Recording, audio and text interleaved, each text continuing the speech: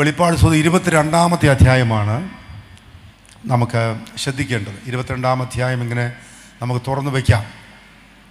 22-ാം അധ്യായം 17-ാം വാക്യം, അത് ഒന്ന് ദയവായിട്ട് ആരംഭത്തിൽ വായിക്കാമോ ഒരാൾക്ക്? വെളിപ്പാട് 22:17.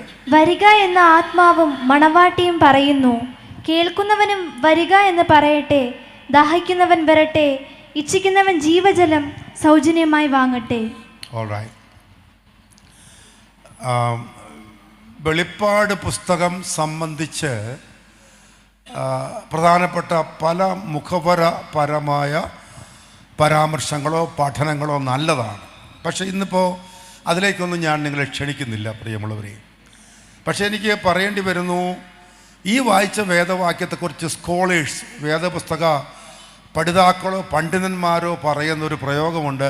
ഇറ്റ്സ് എ സ്റ്റാൻഡിങ് ഇൻവിറ്റേഷൻ എന്ന് പറഞ്ഞാൽ ഇങ്ങനെ നിൽക്കുന്ന, നൂറ്റാണ്ടുകളായി നിൽക്കുന്ന ഒരു ക്ഷണമാണിത്. ഒരു ക്ഷണം, ഒരു ഇൻവിറ്റേഷൻ. അതിനകത്ത് പ്രസക്തിയുണ്ട്. കാരണം പുസ്തകം വേദപുസ്തകത്തിലെ അവസാന പുസ്തകമാണ്. അധ്യായം ഈ പുസ്തകത്തിൻ്റെ അവസാന അധ്യായമാണ്. വാക്യങ്ങൾ തീരാൻ തുടങ്ങി. ഇനി 1-2 വാക്യങ്ങൾ കൂടെ ബാക്കിയുള്ളൂ.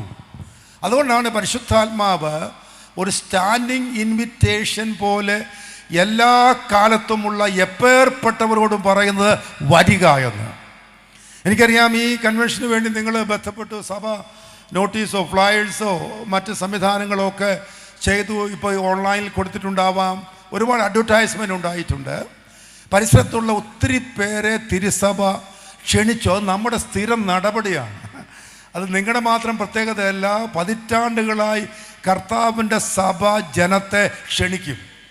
എൻ്റെ കൊച്ചുനാൾ, ഞാൻ പറഞ്ഞത് അസംതകോട് പാസേജിൽ ജനിച്ച് എജിയിലെ പാസ് KM ജോസഫ് 45 കൊല്ലം കർത്താവിനെ ശുശ്രൂഷിച്ച് കരേറിപ്പോയി. 10-16 കൊല്ലമായി. പോയ പോക്കിന് ഞങ്ങൾ 3-4 പേരെ ഇറക്കി വിട്ടിട്ട് പോയതുകൊണ്ട് നഷ്ടമില്ല. അദ്ദേഹത്തിന് ഉഷാറായിട്ട് പോകാമായിരുന്നു. ഞങ്ങൾ താൻ നിർത്തിയെടുത്ത് 4 പേര് ആകുന്ന പോലെ കാര്യം നടത്തിക്കൊണ്ടിരിക്കുകയാണ്. ഞാൻ പറഞ്ഞു വന്നത്, അദ്ദേഹം കരേറിപ്പോയി. എൻ്റെ കുഞ്ഞുനാൾ മുതൽ കൺവെൻഷൻസ് എൻ്റെ ഓർമ്മയിലുണ്ട്. പരേതനായ സക്കറിയ സാർ, PN സക്കറിയ, ഞങ്ങളുടെ സക്കറിയ സാറാണ് മലബാറിൽ ഏറ്റവും കൂടുതൽ പ്രസംഗിക്കാൻ വന്നിട്ടുള്ളത്. പാസ്റ്റർ KC മാത്യൂസ്, IPCയിലുള്ള പഴയ ദൈവദാസൻ, കടന്നുപോയി. അദ്ദേഹം ധാരാളം വരുമാനം. കാനവച്ചൻ എൻ്റെ കുഞ്ഞുനാൾ മുതൽ പ്രസംഗിക്കാൻ നാട്ടിൽ വരുന്ന ആളാണ്.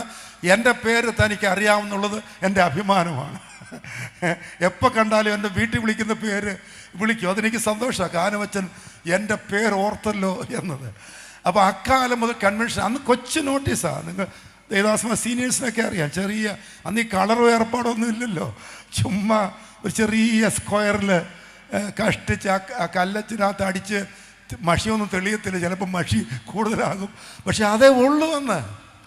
അന്നും ഞങ്ങൾ പിള്ളേർ അയലക്കത്തെ എല്ലാ വീട്ടിലും ഇത് കൊണ്ട് കൊടുക്കും. ഇൻവിറ്റേഷൻ. കല്യാണത്തിനല്ല, കർത്താവിൻ്റെ വചനം കേൾക്കാൻ വേണ്ടി. കാം, വരിക. ഇന്ന് രാത്രി ഞാൻ ദേശത്തോട് വിളിച്ചു പറയുന്നു, കർത്താവിൻ്റെ സഭ എത്ര ആക്ഷേപിക്കപ്പെട്ടാലും, ആമേൻ, ആളുകൾക്ക് എത്ര ഇഷ്ടപ്പെട്ടില്ലെങ്കിലും, മെനക്കേടുകാരായ ഞങ്ങളും നിങ്ങൾ എത്ര തവണ പറഞ്ഞാലും, നാടിന് പറ്റാത്ത, കാലത്തിന് പറ്റാത്ത ഏർപ്പാടാണെന്ന് നിങ്ങൾ ഞങ്ങളെ പരിഹസിച്ച് പറഞ്ഞാലും, ഇന്ന് രാത്രി പിന്നെയും ഞാൻ ഉറക്കെ പറയുന്നു, ദൈവസഭയ്ക്ക് അവസാന ശ്വാസം വരെ ഇത് പറഞ്ഞേ പറ്റൂ. വരിക. കരമുയർത്തി എല്ലാവരും ഇന്ന് രാത്രി ദൈവത്തെ സ്തുതിക്കാട്ടെ. ആമേൻ. വരിക എന്ന് ദൈവസഭ ലജ്ജയില്ലാതെ വിളിച്ചു പറയുക. അതിന് കാരണം മറ്റൊന്നുമല്ല, നല്ല ഗ്യാരണ്ടിയിലാണ് ഞങ്ങൾ വിളിച്ചു പറയുന്നത്. മനസ്സിലായോ? ചുമ്മാ അഡ്വർടൈസ്മെൻറ്റ് ഏജൻസീസ്, ഇവിടുത്തെ കുറേ പത്രക്കാർ, അല്ലെ കുറേ കച്ചവടക്കാർ, കുറേ അധികം കബളിപ്പിക്കൽ നടപടിയുമായിട്ട് വേഷവും മട്ടും മാതിരിയും അഭിനയവും അനുകരണവും നടപടിക്രമങ്ങളുമായി പല പ്രോഡക്ട്സ്, പല ഉൽപ്പന്നങ്ങൾ, വിൽപ്പന ചരക്കുകൾക്ക് വേണ്ടി നടത്തുന്ന ഒരു ഇൻവിറ്റേഷൻ അല്ല തിരുസഭ നടത്തുന്നത്. ഇവിടെ ഈ സഭയിൽ ഇന്ന് രാത്രി വന്ന എല്ലാവരും പറയും, ഞങ്ങൾ ഫുൾ ഗ്യാരണ്ടി തരും. ആമേൻ. നിങ്ങൾ വന്നാൽ ലജ്ജിച്ചു പോകേണ്ടി വരില്ല. നിങ്ങൾ വന്നാൽ നിരാശപ്പെടുകയില്ല. നിങ്ങൾ വന്നാൽ അനുഗ്രഹമാകും, നിങ്ങൾക്ക് സൗഖ്യമാകും, വിടുതലാകും, ദൈവകൃപയുടെ പകർച്ചയാകും, അഭിഷേകത്തിൻ്റെ പുതുക്കമാകും. ഞങ്ങൾ നിങ്ങൾക്കായി പ്രാർത്ഥിക്കും. നിങ്ങൾ അത്ഭുത ദൈവപ്രവൃത്തി കാണുമെന്ന് ഉറക്കെ പറയാൻ കരുത്തുള്ള ദൈവസഭയാണ് ഇന്ന് രാത്രി വരിക എന്ന് ലോകത്തോട് ശക്തമായി വിളിച്ചു പറയുന്നത്. വരിക. വന്നിട്ട് അത്ഭുതം കണ്ടവരാ ഈ രാത്രി വരിക എന്ന് പറയുന്നത്. അന്നപാനം കൊടുക്കാനും ആൾക്കൂട്ടം ആരവാരം ഉണ്ടാക്കാനും, സഹോദരങ്ങളെ, ഇന്നത് തരാമെന്ന് പറയാനൊന്നും ഞങ്ങൾക്ക് ഇന്നും കരുത്തില്ല, ഇന്നും അതിന് ശക്തിയില്ല. പക്ഷെ ഒരു കാര്യം ഉറപ്പുണ്ട്, ഞങ്ങളെ കൊണ്ടാവാത്തത് ഞങ്ങളുടെ കർത്താവ് ചെയ്യാൻ പോകുകയാണ്. ആമേൻ. കൺവെൻഷൻ ആകട്ടെ, ഞങ്ങൾ ആരാധിക്കുന്ന പരിസരത്തുള്ള കൊച്ചു കൊച്ചു പെന്തക്കോസ്ത് സഭകൾ, വമ്പൻ പള്ളികളൊന്നും ഞങ്ങൾക്കില്ല. ചെറിയ ഹോളുകളാണ്. 100 100 200 പേർക്ക് ഇരിക്കാവുന്ന ചെറിയ സംവിധാനം. അതുണ്ടാക്കാൻ ഞങ്ങൾ ഒരുപാട് പാടുപെട്ടതാണ്. അതിന് ജർമ്മനിയിൽ നിന്നും അങ്ങ് വത്തിക്കാനിൽ നിന്നൊന്നും കാശല്ല. പാവപ്പെട്ട ദൈവമക്കളുടെ സങ്കടത്തിൽ അവരുടെ ചോര തീരാക്കിയുള്ള അധ്വാനത്തിൻ്റെ ഫലമായി പലവട്ടം വരിയിട്ട് പല പിരിവുകൾ നടത്തി പാസ്റ്റർമാർ ജീവിതം മുഴുവൻ പള്ളിപണിക്കായി പലയിടത്ത് പോയി കരഞ്ഞ് ചോദിച്ച് ഒടുവിൽ ഒപ്പിക്കുന്ന കൊച്ചു സംവിധാനത്തിനകത്തേക്ക് നിങ്ങളെ ഞങ്ങൾ ക്ഷണിക്കുമ്പോൾ ഞങ്ങൾ ആത്മാവിൽ വിളിച്ചു പറയുന്നു, ഉറപ്പിൽ വിളിച്ചു പറയുന്നു, ആത്മാർത്ഥമായി വന്നാൽ നിങ്ങൾ അത്ഭുതങ്ങൾ കാണും. ഒരു വൈദ്യനും ചികിത്സിക്കാൻ കഴിയാത്ത രോഗങ്ങളെ കർത്താവ് സൗഖ്യമാക്കും. നിരാശയോടെ വരുന്നവർക്ക് യേശു സമാധാനം കൊടുക്കും. ആമേൻ. കണ്ണീരണിഞ്ഞു വരുന്നവരുടെ കണ്ണീർ പരിശുദ്ധാത്മാവ് തുടച്ചു മാറ്റും. നിങ്ങൾ ദൈവപ്രവൃത്തി കാണും. എത്ര പേർക്ക് അത് ഉറപ്പിച്ചെന്ന് രാത്രി പറയാൻ കഴിയും? കരമുർത്തി ദൈവത്തെ സ്തുതിച്ചാട്ട് യേശു നിങ്ങൾക്ക് വേണ്ടി അത്ഭുതങ്ങളെ ചെയ്യുമെന്ന് ഞങ്ങൾ ആത്മാവിൽ വിളിച്ചു പറയുന്നു. വരിക, ധൈര്യമായിട്ട് വരിക. കൺവെൻഷൻ നാളെ വൈകിട്ട് അവസാനിക്കുമായിരിക്കും. ഈ 12 നാളെ ഈവനിങ്ങിൽ മീറ്റിംഗ് ഉണ്ട്, 4 മണിക്ക് മീറ്റിംഗ് ഉണ്ട്. പരിസരത്തുള്ള ദൈവദാസന്മാർ ഇവിടെ ഇരിപ്പുണ്ട്. ുള്ളവരെ ഞങ്ങളെല്ലാവരും പറയും, ഞങ്ങളുടെ ആരാധനയ്ക്ക് നിങ്ങൾ വന്നാൽ ഞങ്ങളെ കാണാൻ വരുന്നതല്ല, യേശുവിനെ കാണാനാണ് വരുന്നത്. അവിടെ രൂപങ്ങളില്ല, മട്ടില്ല, മാതിരിയില്ല, കളിമൺ പ്രതിമകളില്ല, പ്ലാസ്റ്റർ ഓഫ് പാരീസിലോ ടെറാക്കോട്ടയിലോ ചെമ്പിലോ വെള്ളിയിലോ സ്വർണ്ണത്തിലോ വിരാജിക്കുന്ന സുന്ദര കുട്ടപ്പന്മാരെ കാണാനാവില്ല. പക്ഷേ അദൃശ്യരൂപിയായ എൻ്റെ യേശുവിൻ്റെ അതുല്യ സാന്നിധ്യ പ്രഭാവം ഞങ്ങളുടെ ആലയത്തിൻ്റെ അകംപുറങ്ങളിൽ അലങ്കാരമായതുകൊണ്ട് അങ്ങയെ തൊടാൻ ഇന്ന് രാത്രി യേശുവിനെ തൊട്ടറിയാൻ മനസ്സുണ്ടെങ്കിൽ വന്നോളൂ. നിങ്ങൾ ദൈവ ശബ്ദം കേട്ട് മടങ്ങിപ്പോകാൻ പോകുകയാണ്.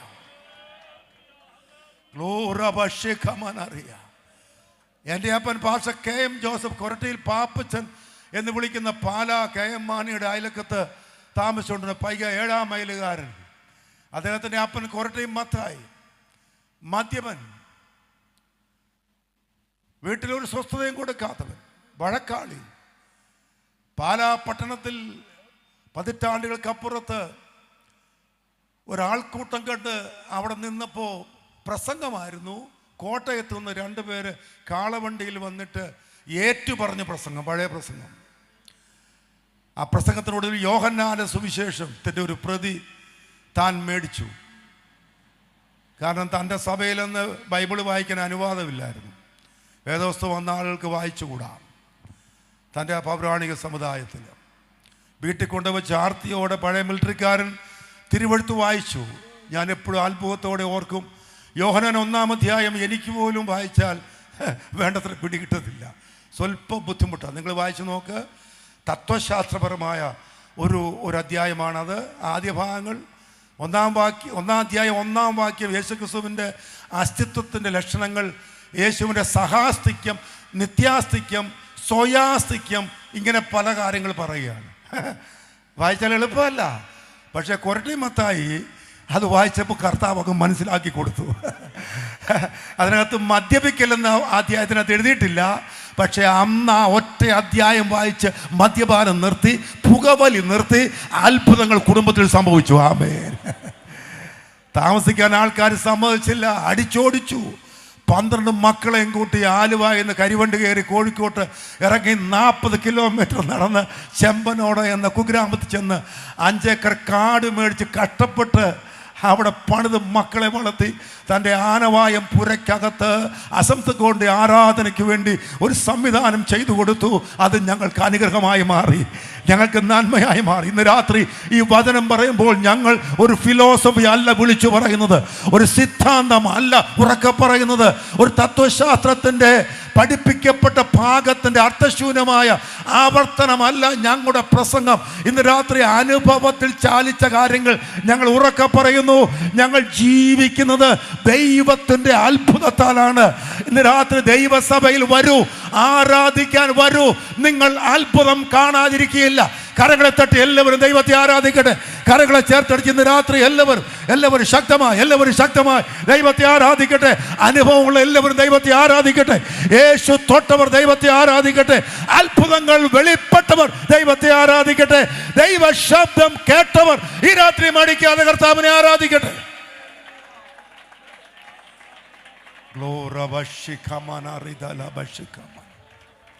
ആമേൻ. വരിക, കം. പരിശുദ്ധാത്മാവ് ഇന്ന് രാത്രിയും പലരെയും വിളിക്കുന്നു. ഈ ചർച്ച ഈ പന്തലിലേക്ക് വരാൻ കഴിയാത്തവരെ, പരിസരത്ത് കേൾക്കുന്നവരെ, പല കാരണങ്ങളുണ്ട്. ഞാൻ നിങ്ങളെ വിമർശിക്കാനും വിധിക്കാനും ആളില്ല.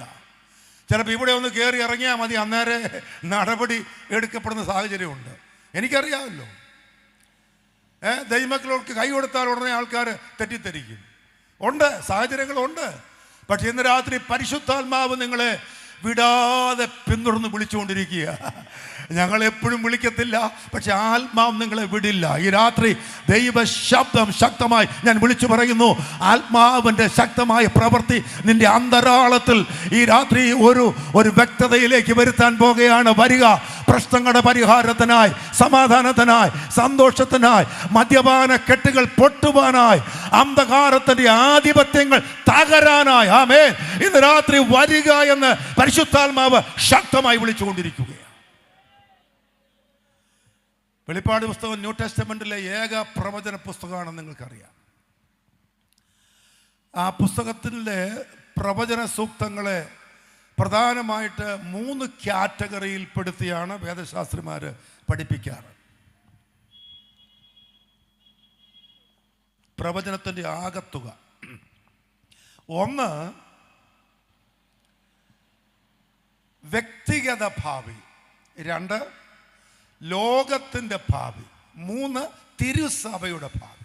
ഈ 3 കൂട്ടം കാര്യങ്ങളാണ് വെളിപ്പാട് പുസ്തകത്തിൻ്റെ ആകത്തുക. നിങ്ങൾ വായിച്ചാൽ മനസ്സിലാവും. എന്നാണ് ഈ പറഞ്ഞ 3 ഭാവികാല പരാമർശങ്ങളുടെ അടിസ്ഥാന യാഥാർത്ഥ്യങ്ങൾ. ഞാൻ ഒന്ന് സൂചിപ്പിച്ചു പോവുകയാണ്. വ്യക്തിഗത ഭാവി, പേഴ്സണൽ എസ്കറ്റോളജി എന്ന് വിളിക്കുന്ന തിയോളജിയുടെ ദൈവശാസ്ത്രത്തിൻ്റെ ഒരു ചെറിയ ശാഖ. ആ ശാഖ കൊണ്ട് മനസ്സിലാവുന്നത് വളരെ ലളിതമായി പറഞ്ഞാൽ, മരണത്തിനപ്പുറത്ത് എന്ത് എന്ന ചോദ്യത്തിന് വേദപുസ്തകത്തിൽ ഏറ്റവും കൃത്യമായി മറുപടി വെളിപ്പാട് പുസ്തകത്തിലാണ്. എല്ലായിടത്തും മറുപടികൾ നിങ്ങൾക്ക് വായിക്കാനായേക്കാം. എന്നിരിക്കലും പിന്നെ ഇനി ഒരു ചോദ്യവും ഉണ്ടാകാത്ത വിധത്തിൽ വളരെ വ്യക്തമായി വെളിപ്പാട് പുസ്തകം പറയുന്നു പരേതാത്മാവിന് എന്ത് സംഭവിക്കുമെന്ന്. ഇന്നത്തെ പ്രധാനപ്പെട്ട ഒരു ചോദ്യമാണ്. മതങ്ങളൊക്കെ പലതും പറഞ്ഞു വെക്കാറുണ്ട്. ഓരോ വിശ്വാസക്രമം അനുസരിച്ച് ആളുകൾ മറുപടികൾ കണ്ടെത്താൻ നമ്മുടെ ഋഷീശ്വരന്മാർ, ഇവിടുത്തെ ഞാൻ പറഞ്ഞ സമുദായത്തിൻ്റെ, സഭയുടെ അല്ലെങ്കിൽ വിശ്വാസക്രമത്തിൻ്റെ വക്താക്കൾ പറയാറുണ്ട്. അതിനെ ഒന്നും ഞാൻ വിമർശിക്കുന്നില്ല. പക്ഷേ വെളിപ്പാട് പുസ്തകം കൃത്യമായി ഈ യാഥാർത്ഥ്യം വിളിച്ചു പറയുന്നത് കൊണ്ടാണ് അതിൻ്റെ പ്രധാന മറുപടി ഇവിടെ ഉണ്ടെന്ന് നാം തെളിയിക്കുന്നത്. മരണപ്പെട്ടൊരു വ്യക്തിയുടെ അകത്തുള്ള ശാശ്വതാത്മാവ്, ജീവാത്മാവ്, അമർത്യാത്മാവ് അതെങ്ങോട്ട് പോകുന്ന ചോദ്യത്തിന് മറുപടി ഇല്ലാത്ത കൊണ്ടാണ് പല കർമ്മങ്ങൾ പലരും ചെയ്തുകൊണ്ടിരിക്കുന്നത്. അറിയാലോ, മരിച്ചിട്ട് കുറേ ദിവസം കഴിയുമ്പോൾ പണമുള്ള മക്കൾ, ഇനി കാശില്ലെങ്കിൽ പോലും, ഞങ്ങളുടെയൊക്കെ പഴയ ആരാധനാ സംവിധാനങ്ങളിൽ പൈസയിലേക്ക് വായ്പ മേടിച്ചാൽ, കാരണം എൻ്റെ പിതാവ് മരിക്കുക എന്നിരിക്കട്ടെ, എൻ്റെ അപ്പന് വേണ്ടി എന്ത് ചെയ്യാൻ ഞാൻ തയ്യാറില്ല. വസ്തു വിറ്റ് പോലും അപ്പനെ സ്വർഗത്തിലെത്തിക്കാൻ ഉത്സാഹം എനിക്ക് വേണമല്ലോ, അതല്ലേ ശരി? അപ്പോൾ അങ്ങനെ ആളുകൾ കർമ്മങ്ങൾ ചെയ്യും. മതങ്ങൾ പറയുന്ന കാര്യങ്ങൾ മടിക്കാതെ ചെയ്യും. പണം മുടക്ക് കുറച്ചുണ്ടാവും. അതുകൊണ്ടാണ്, ഉറപ്പില്ലാത്തതുകൊണ്ടാണ്. എന്നാൽ ഉറപ്പുണ്ടെങ്കിൽ പിന്നെ പ്രശ്നമില്ല. ഇനി നരകത്തിൽ പോകുന്ന ഉറപ്പുണ്ടെങ്കിലും കാശ് കളയണ്ട, ഉറപ്പില്ല. എവിടെയും പോകാം എന്ന ഒരു സന്ദേഹം ഉള്ളത് കൊണ്ടാണ് ബന്ധപ്പെടുന്നത്, കർമ്മം ചെയ്യുന്നത്, ആളുകളെ പുരോഹിതന്മാരുടെ സഹായം തിരയുന്നത്. ഞങ്ങളുടെ സ്നേഹം കൊണ്ടാണ്. ഭർത്താവ് കടന്നുപോയി, ഭാര്യ സങ്കടം സഹിക്കാൻ മേലാതെ ഭർത്താവിന് വേണ്ടി എന്തും ചെയ്യുമല്ലേ, എന്തും ചെയ്യും, ആണ്ടുതോറും ചെയ്യും. തിരുവെടുത്ത് പറയുന്നു, വെളിപ്പാട് പുസ്തകം പറയുന്നു, മരണപ്പെട്ട ഒരുവൻ്റെ അകത്തുള്ള ആത്മാവ്, അദ്ദേഹത്തിൻ്റെ പശ്ചാത്തലം ക്രൈസ്തവതയുടെ ആണെങ്കിലും, ചിലപ്പോൾ സമുദായത്തിന് വേണ്ടി ഒരുപാട് പണം മുടക്കിയ ആൾ ആയിരുന്നാലും, തൻ്റെ ശവസംസ്കാരത്തിൽ ആ പ്രധാനാചാര്യന്മാരുടെ തിരുസാന്നിധ്യം ഉറപ്പാക്കപ്പെട്ടിരുന്നാലും, ഒരുപാട് പേരുടെ പങ്കാളിത്തവും ഒരുപാട് കർമ്മകാണ്ഡവും മുടക്കമില്ലാതെ അനുഷ്ഠിച്ചാലും, താൻ ആൾക്ക് വേണ്ടി എന്തെല്ലാം ചെയ്തു വന്നത് ശരിയാണെങ്കിലും, ജീവിച്ചിരിക്കുമ്പോൾ കർത്താവായ യേശുക്രിസ്തുവുമായി രക്ഷണ്യപരമായ പാപപരിഹാരപരമായ ഒരു ബന്ധത്തിൽ വന്ന്, യേശു എൻ്റെ പാപക്ഷമാദായകൻ, എൻ്റെ കർത്താവ്, എൻ്റെ സമാരാധ്യൻ എന്ന ഉറപ്പിൽ വരാത്തൊരു വ്യക്തി ഒരു കാരണവശാലും യേശുവിൻ്റെ അടുക്കലേക്ക് പോവില്ല. ആ ആത്മാവ് നിത്യ നരക ദണ്ഡനത്തിലേക്ക് പോകുമെന്ന് വെളിപ്പാട് പുസ്തകം വ്യക്തമായി വിളിച്ചു പറയുന്നു. ഒരു സന്ദേഹവുമില്ല. ആ പോകുന്ന ഇടം, പോകുന്ന പോക്ക്, അവിടെ കിട്ടുന്ന അവസ്ഥ, ഇതെല്ലാം ഈ കൃത്യമായി പുസ്തകം പറയുകയാണ്. മറുവശവും ഈ പുസ്തകം പറയുന്നുണ്ട്. മതത്തിനും സഭയ്ക്കും സമുദായത്തിനും രാഷ്ട്രത്തിനും ഇഷ്ടപ്പെടാതെ പിന്നിട്ട നൂറ്റാണ്ടുകൾ യേശുവിന് വേണ്ടി പിടഞ്ഞു വീണ് മരിച്ച 13.5 കോടി രക്തസാക്ഷികൾ അടക്കം അവരുടെ സാക്ഷ്യത്തിന് വേണ്ടി വില കൊടുത്ത, ചോര ചിന്തി വില കൊടുത്ത കോടാനുകോടി ഭക്തശിരോമണികൾ അടക്കമുള്ള ആളുകൾ നല്ല മരണം കിട്ടാതെ, നല്ല അടക്കം കിട്ടാതെ, ചിലപ്പോൾ ഹിംസ്ര ജന്തുക്കൾ പിച്ച് കീറി കൊന്നവര്, സമുദ്രത്തിൻ്റെ ആഴത്തിലേക്ക് ഇടപ്പെട്ടവര്, ചുട്ടു കരിച്ച് ധൂളിയായി മാറ്റപ്പെട്ടവരാണ് ആ സഹോദരങ്ങളെങ്കിലും അവർ യേശുക്രിസ്തുവുമായി ബന്ധപ്പെട്ടവരായതുകൊണ്ട്, അവർ ക്രിസ്തുവിൽ ജനിച്ച് ക്രിസ്തുവിൽ ജീവിച്ച് ക്രിസ്തുവിൽ മരിച്ചവരായതുകൊണ്ട്, അവരുടെ ശരീരം നാനാ കാറ്റിലേക്ക് ധൂളിക്കപ്പെട്ടെങ്കിലും അവരുടെ അകത്തുള്ള വിലപ്പെട്ട ആത്മാവ് യേശുവിൻ്റെ അടുത്തേക്ക് കരയേറി പോകുമെന്ന് ഈ പുസ്തകം ഉറക്കെ വിളിച്ചു പറയുന്നു. പ്രത്യാശയുള്ള എല്ലാവരും കരപുറത്ത് കർത്താവിനെ ഒന്ന് ശക്തമായി സ്തുതിച്ച് ആരാധിക്കട്ടെ. അതാണ് ഈ പുസ്തകത്തിൻ്റെ മഹത്വം. രണ്ടാമത്തെ ഇവിടുത്തെ വിചിന്തന വിഷയം ലോകത്തിൻ്റെ ഭാവി എന്നതിനെ കുറിച്ചാണ്. ഞാൻ പത്രം വായിച്ചും അല്ലെങ്കിൽ TV വാർത്ത കണ്ടും ആളുകൾ ഞെട്ടാറില്ലേ, അത്ഭുതപ്പെടാറില്ലേ? എനിക്കൊന്ന് ദൈവസഭ പുസ്തകം വായിക്കുന്നവരാണെങ്കിൽ ഒരുപാട് ഞെട്ടേണ്ട കാര്യമില്ല. ഇത് വായിക്കുന്നില്ലെങ്കിൽ ലോകക്കാരെ പോലെ ഞെട്ടിത്തരിക്കുകയോ മൂക്കത്ത് വിരൽ വെക്കുകയോ എന്നാ വേണേൽ ചെയ്തോ. തിരുവെടുത്ത് വായിക്കുന്ന വെളിപ്പാട് പുസ്തകം വായിക്കാൻ മനസ്സ് വെച്ച വ്യക്തികൾ, ആമേൻ, ലോകത്തിൻ്റെ വാർത്ത കേട്ട് ഞെട്ടുകയില്ല, അവർ തകരുകയില്ല. അവർക്കറിയാം ഇതെല്ലാം എൻ്റെ പുസ്തകത്തിൽ കൃത്യമായി നേരത്തെ എഴുതി വച്ചിരിക്കുക. എൻ്റെ കർത്താവ് പറഞ്ഞ കാര്യങ്ങൾ അക്കമിട്ട് അച്ചട്ടായി ഇന്ന് രാത്രിയും നിറവേറിക്കൊണ്ടിരിക്കുകയാണ്. ആമേൻ. ഞാൻ കഴിഞ്ഞ ദിവസം എവിടെയോ പറഞ്ഞു, ഞാൻ വെളിനാട്ടിലൊരിക്കൽ ബസ്സിൽ യാത്ര ചെയ്തുകൊണ്ടിരുന്നപ്പോൾ, ബസ്സിൽ യാത്ര ചെയ്യുന്നത് പൈസ ലാഭിക്കാനാണ്. ഫ്ലൈ ചെയ്യാം, പക്ഷേ യോഗവുമില്ല, നേരം ഉണ്ടെങ്കിൽ ബസ്സിൽ പോവുകയാണെങ്കിൽ വെറുതെ കാശ് കളയണ്ട, അതാണ് നല്ലത്.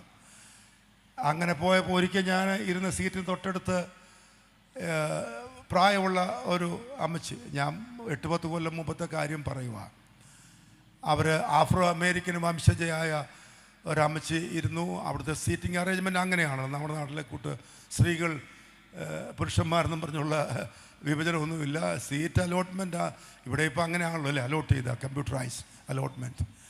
ഏതായിരുന്നാലും അവർ വന്ന് കുറച്ച് നേരം കഴിഞ്ഞ് അവർ ഷാപ്പാട് കുറേ മണിക്കൂറുണ്ട്.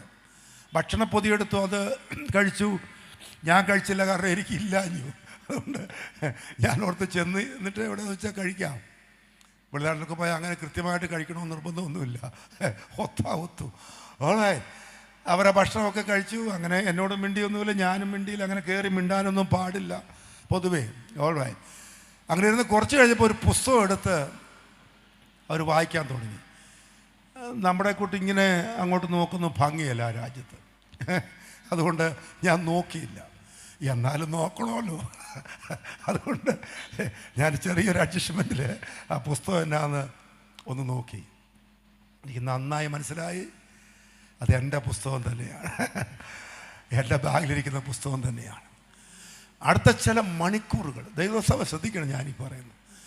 എത്ര പേരങ്ങനെ ദൈവത്തിൻ്റെ വചനം വായിക്കും? അവർ വായിച്ചിട്ട് ഹൈലൈറ്റർ എന്ന് പറഞ്ഞ് ഈ പേനയില്ലേ പിള്ളേർ ഇത് ചെയ്യുന്നത്, അതുകൊണ്ട് അത് കൈവച്ചിരിക്കുക. എന്നിട്ട് വാക്യങ്ങൾ വായിച്ച് അണ്ടർലൈൻ ചെയ്യുക. ഇടയ്ക്കിടയ്ക്ക് അവർ ചിരിക്കുക. ചിരിച്ചിട്ട് ആ ചിരി അല്പം പൊട്ടിച്ചിരിയായിട്ട് മാറുക. ആൾക്കാരെല്ലാം ചെവി വട്ടം പിടിക്കുന്നുണ്ട്. അവർക്കൊരു കൂസലുമില്ല. വചനം വായിച്ചവർ ആത്മാവിൽ സന്തോഷിക്കുക. ഞാൻ ആ കാഴ്ച മാത്രമല്ല കണ്ടത്, എൻ്റെ കണ്ണ് നനയിച്ചത്. പിന്നെ ചില വാക്യങ്ങൾ വായിച്ച് അവർ കൈലേസ് കൊണ്ട് കണ്ണ് തുടയ്ക്കുകയാണ്. അവർ ഞരക്കങ്ങൾ എനിക്ക് കേൾക്കാം. ഞാൻ ജീവിതത്തിൽ അന്നോ പിന്നെ ഒരിക്കലും അങ്ങനെ ഒരാളെ കണ്ടിട്ടില്ല. ദൈവത്തിൻ്റെ വചനം വായിച്ച് ആത്മാവിൽ സന്തോഷിക്കുന്ന, വചനത്തിന് മേൽ വിറച്ച് കരയുന്ന ആ ദൈവദാസി ആരാന്ന് എനിക്കറിയില്ല, അവരുടെ പേരെനിക്കറിയത്തില്ല. പക്ഷെ എനിക്കറിയാം അങ്ങനെ തിരുവഴുത്തിന് മുമ്പാകെ വിറയ്ക്കുന്ന കുറേ പേർ എല്ലാ കാലത്തും ഉണ്ട്. ആമേൻ. തിരുവഴുത്ത് പല എഡിഷൻസ്, പല ഫോമിൽ, പല സൈസിൽ, നമ്മുടെ പോക്കറ്റിൽ വയ്ക്കാനും കൈ പിടിക്കാനുമുള്ള പരുവത്തിൽ ആമേൻ കൊണ്ടുകിടക്കുന്ന പ്രിയമുള്ളവരെ, ചെറുപ്പക്കാരോട് ഇന്ന് രാത്രി ഞാൻ പറയുക, ദൈവത്തിൻ്റെ വചനം നിവർത്തിയായിക്കൊണ്ടിരിക്കുക. വാളകത്തെ ഈ MC റോഡിൽ കൂടെ അപ്പുറത്തെ കൊട്ടാരക്കരയിൽ പരിസരത്ത് എവിടെയും നെഞ്ചോട് അമർത്തിപ്പിടി ചെറുപ്പക്കാരായ യുവതിയെ കോളേജിൽ പഠിക്കുന്ന പ്രിയമുള്ളവരെ, നിങ്ങൾക്ക് ഉലകത്തിലെ മറ്റേത് കിതാബിനേക്കാൾ നെഞ്ചോട് അമർത്തിപ്പിടിച്ച് അഭിമാന വിജൃംഭിതരായി നടക്കാൻ കൊള്ളാവുന്നത് ഈ സത്യവേദ പുസ്തകമാണ്. 2022 വചനം നിവൃത്തിയായിക്കൊണ്ടിരിക്കുക. കാര്യമൂർത്തി കർത്താവിനെ ശക്തമായി തുതിച്ച് ആരാധിക്കുന്ന രാത്രി ഈ വചനം കൃത്യമായി നിവൃത്തിയായിക്കൊണ്ടിരിക്കുന്നു. ആമേൻ. വചനം അറിയാവുന്നവന് മനസ്സിലാകും ലോകത്തിൻ്റെ ഭാവി എൻ്റെ ദൈവത്തിൻ്റെ വചനം പറഞ്ഞതുപോലെ കൃത്യമായി നിറവേറിക്കൊണ്ടിരിക്കുകയാണ്. അത് മറ്റാരെക്കാൾ, ഏത് സയൻറ്റിസ്റ്റ്, ഏത് എക്കണോമിസ്റ്റ്, ഏത് സ്റ്റേറ്റ്സ്മാൻ, ഏത് ഡിപ്ലോമാറ്റ്, ഉലകത്തിലെ മറ്റേത് കൊമ്പനേക്കാൾ വമ്പനേക്കാൾ ഈ പുസ്തകം വ്യക്തമായി നമ്മോട് സംസാരിച്ചുകൊണ്ടിരിക്കുകയാണ്. വെളിപ്പാട് പുസ്തകത്തിൻ്റെ 3-ാമത്തെ നിവൃത്തി പദം, പ്രവചന പദം ദൈവസഭയുടെ ഭാവിയെക്കുറിച്ചാണ്. കർത്താവിൻ്റെ സഭ, ഞാൻ പറഞ്ഞു, ഇന്നിപ്പം നമ്മുടെ പരിമിതിക്കകത്താണ് എനിക്ക് ഭയങ്കര സന്തോഷം തോന്നിയിട്ട് ഇതെല്ലാം പറഞ്ഞത്. പക്ഷെ കമ്പയർ ചെയ്താൽ നമ്മുടെ എന്നാ ഉണ്ടല്ലേ. റോമൻ കാത്തലിക് ചർച്ചിൻ്റെ ഒക്കെ വമ്പൻ പരിപാടികളും സംവിധാനങ്ങളും ഒക്കെ നമ്മളതിൻ്റെ ഒരു അംശമാകുന്നുണ്ടോ? ഇല്ല. നമുക്കത്ര ആൾക്കൂട്ടം ഇല്ല, അത്രയും കാശില്ല, അത്രയും സംവിധാനമില്ല. ദൈവസഭ അപമാനിക്കപ്പെടുന്ന സഭയാണ്. പെന്തക്കോസ് എത്ര കാശുണ്ടായാൽ, ഏത് വലിയ വണ്ടി മേടിച്ചാൽ, മറവിൽ വളവിൽ തിരിവിൽ ഒളിവിൽ നമുക്കെതിരെ ഒരു കമൻറ്റ് പറയാനും നമ്മുടെ നല്ല പാട്ടുകളെ പാരടിയാക്കി കളിയാക്കാനും ഇന്നും ആൾക്കാർക്ക് മനസ്സാണ്. നിങ്ങൾ ഈ പുസ്തകം നെഞ്ചോടമർത്തി വന്നാൽ വൈകുന്നേരമാണെങ്കിൽ അപ്പുറത്ത് മാറി ഇന്ന് എന്തെങ്കിലും കളിയാക്കിയാലേ കുറേ പേർക്ക് സന്തോഷം തോന്നത്തുള്ളൂ. ദൈവസഭ എത്ര കൊല്ലം കഴിഞ്ഞാലും ആക്ഷേപിക്കപ്പെടുന്ന സഭയാ, അവൾ അപമാനിതയാ. പക്ഷെ ഭാരപ്പെടേണ്ട, ഈ പുസ്തകം ഉയർത്തി ചിലപ്പോൾ 1500 പേര് കൂടോടെ ഇറങ്ങി വരുന്ന ആ വഴിത്താഴയിൽ 2-3 പേർ കുഞ്ഞുങ്ങളുടെ കൈയും പിടിച്ച് നിങ്ങൾ അമ്മമാരെ പെങ്ങന്മാരെ തിരുവെടുത്ത് പഠിപ്പിക്കുന്ന ഇടത്തേക്ക് ഞായറാഴ്ച നടന്നു പോകുമ്പോൾ ചിലപ്പോൾ ചെറിയ മുറിക്കകത്ത് വിയർത്തൊലിച്ച് ദൈവത്തെ സ്തുതിക്കുമ്പോൾ ആൾക്കൂട്ടത്തിൻ്റെ ആരവാരത്തിൻ്റെയും ആമേൻ സംവിധാനത്തിന് അപ്പുറത്തു മാറി വാടക മുറിക്കകത്ത് 10-40 പേരായി ദൈവത്തെ ആരാധിക്കുമ്പോൾ ഇന്ന് രാത്രി ഓർത്തോണം, ദൈവസഭയ്ക്ക് ശോഭനമായ ഒരു ഭാവി കർത്താവ് ഒരുക്കിയിട്ടുണ്ട്. മഹത്വം വാരി ചുറ്റി എൻ്റെ യേശു ഇറങ്ങി വരുമ്പോൾ അങ്ങയോടുകൂടെ തേജസ്വിയായി ദൈവസഭ ഇറങ്ങി വരുമെന്ന് പ്രത്യാശ എത്ര പേർക്കൊണ്ട് ഇന്ന് രാത്രി ശക്തമായി ദൈവത്തെ തുതിച്ചാട്ട് ദൈവസഭയുടെ അപമാനം മാറ്റാൻ എൻ്റെ കർത്താവ് കൽപ്പിച്ചിരിക്കുന്നു. ഏത് കണ്ണും അവനെ കുത്തിത്തുളച്ചവരും അവനെ കാണുമ്പോ അങ്ങയുടെ കൂടെ പാവപ്പെട്ട ദൈവമക്കൾ ഇറങ്ങി വരുന്ന അത്ഭുത കാഴ്ച കാണാൻ കഴിയുമെന്ന് തിരുവെടുത്ത് ഇന്ന് രാത്രി വിളിച്ചു പറയുന്നു. അത് ഈ വചനം നമ്മോട് സംസാരിക്കുന്നു. സഹസ്രാബ്ദത്തെക്കുറിച്ച്, മഹോദരവത്തെക്കുറിച്ച്, കുഞ്ഞാടിൻ്റെ കല്യാണത്തെക്കുറിച്ച്, മണവാട്ടി തിരുസഭയെക്കുറിച്ച് എല്ലാം കൃത്യമായിട്ട് ഈ പുസ്തകം പറയുന്നു. ഞാൻ ഈ ആമുഖം ഇങ്ങനെ പറഞ്ഞിട്ട് അവിടെ അവസാനിപ്പിച്ചിട്ട് വായിച്ച അധ്യായത്തിൽ 4 കാര്യങ്ങൾ പെട്ടെന്ന് ഓർപ്പിച്ച് അവസാനിപ്പിക്കാൻ താല്പര്യപ്പെടുകയാണ്. ഈ അധ്യായത്തിൽ വരിക എന്ന ഇൻവിറ്റേഷൻ, വരിക എന്ന ക്ഷണത്തിൻ്റെ 4 പ്രതികരണ മണ്ഡലങ്ങൾ ഈ അധ്യായം സംബന്ധിച്ച് ഒന്ന് ചൂണ്ടിക്കാണിച്ചോളാം. ഞാൻ വായിക്കാം 6-7 വാക്യങ്ങൾ. 1. പിന്നെ അവൻ എന്നോട്, ഈ വചനം വിശ്വാസയോഗ്യവും സത്യവുമാകുന്നു. പ്രവാചകന്മാരുടെ ആത്മാക്കളുടെ ദൈവമായ കർത്താവ് വേഗത്തിൽ സംഭവിക്കേണ്ടതിന് തൻ്റെ ദാസന്മാർക്ക് കാണിച്ചു കൊടുപ്പാൻ തൻ്റെ ദൂതനെ അയച്ചു. ഇതാ ഞാൻ വേഗത്തിൽ വരുന്നു. ഈ പുസ്തകത്തിലെ പ്രവചനം പ്രമാണിക്കുന്നവൻ ഭാഗ്യവാൻ എന്ന് പറഞ്ഞു. 18-19 കൂടെ ദയവായിട്ട് വായിക്കാം. 18-19. ഈ പുസ്തകത്തിലെ പ്രവചനം കേൾക്കുന്ന ഏവനോടും ഞാൻ സാക്ഷീകരിക്കുന്നത് എന്തെന്നാൽ, അതിനോട് ആരെങ്കിലും കൂട്ടിയാൽ ഈ പുസ്തകത്തിൽ എഴുതിയ ബാധകളെ ദൈവം അവന് വരുത്തും. ഈ പ്രവചന പുസ്തകത്തിലെ വചനത്തിൽ നിന്ന് ആരെങ്കിലും വല്ലതും നീക്കിക്കളഞ്ഞാൽ ഈ പുസ്തകത്തിൽ എഴുതിയിരിക്കുന്ന ജീവവൃക്ഷത്തിലും വിശുദ്ധ നഗരത്തിലും അവനുള്ള അംശം ദൈവം നീക്കിക്കളയും. കം അല്ലെങ്കിൽ വരിക എന്ന കർത്താവിൻ്റെ ഇൻവിറ്റേഷന്റെ പ്രധാനപ്പെട്ട 1ാമത്തെ മണ്ഡലം ദൈവവചനം അനുസരിക്കാൻ ഇന്ന് രാത്രി ഒരുപാട് പേരെ പരിശുദ്ധാത്മാവ് ക്ഷണിച്ചുകൊണ്ടിരിക്കുകയാണ്. Price the Lord. ഞാൻ പറഞ്ഞു വന്ന എൻ്റെ പശ്ചാത്തലത്തിൽ നിന്നുകൊണ്ടും ഞാൻ പിന്നെയും പറയുന്നു, വചനം അനുസരിക്കാൻ തയ്യാറാകാനാണ് ഈ പരിസരത്തോട് ദൈവാത്മാവ് സംസാരിക്കുന്നത്.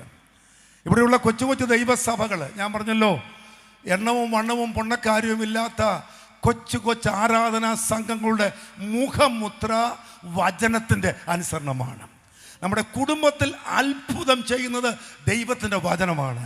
ഞാൻ ഇന്ന് രാത്രി വിശ്വസിക്കുന്നു, ആമേൻ. പഴയ കുടുംബ പ്രാർത്ഥനയിൽ ഞാൻ ദൈവസഭയോട് തിരുത്തലായിട്ട് കൂടെ പറയുക, എൻ്റെയൊക്കെ ചെറുപ്പത്തിൽ ഞങ്ങളുടെ അപ്പച്ചൻ്റെ പാഴ്സനേജുകളിൽ ആ ശീലം ഉള്ളവർക്കായി ദൈവത്തെ സ്തുതിക്കുക, ഇല്ലെങ്കിൽ ഒരു മടങ്ങി വരവിന് ഞാൻ സംസാരിക്കുക. നമ്മുടെ വീടുകളിൽ പഴയ കാലത്ത് എല്ലാ കുഞ്ഞുങ്ങളും വചനം വായിക്കണമെന്ന് നിർബന്ധമുള്ള ഒരു കാലം ഉണ്ടായിരുന്നു.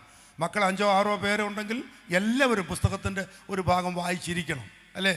വായിക്കണമായിരുന്നു. പാട്ടെല്ലാവരും പാടണം, 2-3 പാട്ട് ഉറപ്പായിരുന്നു. ചില വീട്ടിലൊക്കെ ചിഞ്ചിലും ചെറിയ ഡ്രമ്മും പോലും മേടിച്ച് വെക്കാറുണ്ട്.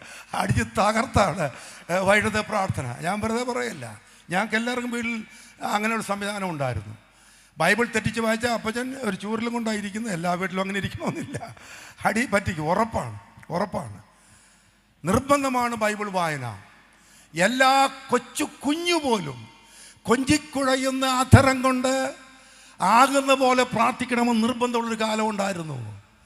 ഞാൻ ചോദിക്കാം, വർഷങ്ങളുടെ മുന്നോട്ടുള്ള ഗമനത്തിൽ, തിരക്ക് കൂടിയ സമൂഹത്തിൽ, പണിയൊഴിയാത്ത ഭാര്യയും ഭർത്താവും, വൈകി വരുന്ന കുടുംബനാഥനും, കമ്പ്യൂട്ടിങ്ങും പ്രോജക്റ്റ് വർക്ക്, ഇൻ്റർനെറ്റ് ബ്രൗസിങ്ങും കൊണ്ട് പെരുകിയ പിള്ളേരും കൂടെ ആകുമ്പോൾ ആകെ കുറയ്ക്കാവുന്നതും ഉഴപ്പാവുന്നതും ഭവന പ്രാർത്ഥനയാണെങ്കിൽ ഇന്ന് രാത്രി ഞാൻ ആത്മനിയോഗത്തിൽ ഉറക്കെ വിളിച്ചു പറയുന്നു, കുടുംബത്തിലെ പ്രശ്നങ്ങളുടെ പരിഹാരങ്ങൾക്ക് സാധ്യം നിൻ്റെ പ്രാർത്ഥനയുടെ കരുത്താണെങ്കിൽ ഇന്ന് രാത്രി പലരെയും പഴിക്കേണ്ട, പാസ്റ്ററെ കുറ്റം പറയേണ്ട, പ്രവാചകനെ വിളിക്കേണ്ട, ആരാധനയിലേക്ക് കുടുംബത്തിന് ശക്തമായ ഒരു മടങ്ങി വരവിന് ഈ രാത്രി താല്പര്യമുണ്ടെങ്കിൽ ബന്ധനങ്ങൾ തകരാൻ പോകുക, കെട്ടുകൾ പൊട്ടാൻ പോകുക, പൈശാചിക അവകാശവാസങ്ങൾ തകർന്നു പോകുമെന്ന് അനുഭവത്തിന്റെ വെളിച്ചത്തിൽ ഞാൻ ശക്തമായി വിളിച്ചു പറയുക.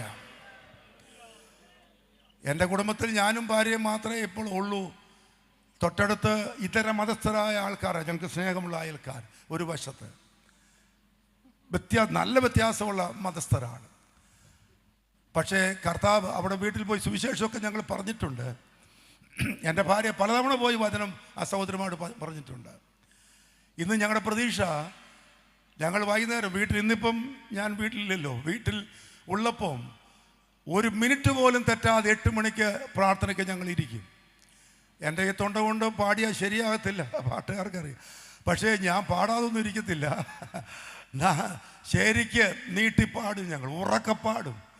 ഞാനും വൈഫും ജനത്തിനും അയൽക്കാർക്കും വേണ്ടി അവരെന്നാ വിചാരിച്ചാലും വേണ്ടില്ല, ശക്തമായി പ്രാർത്ഥിക്കും. ദൈവപ്രവൃത്തി വെളിപ്പെടാൻ പ്രാർത്ഥിക്കും. അന്യഭാഷയിൽ ദൈവത്തെ ആരാധിക്കും. ആമേൻ.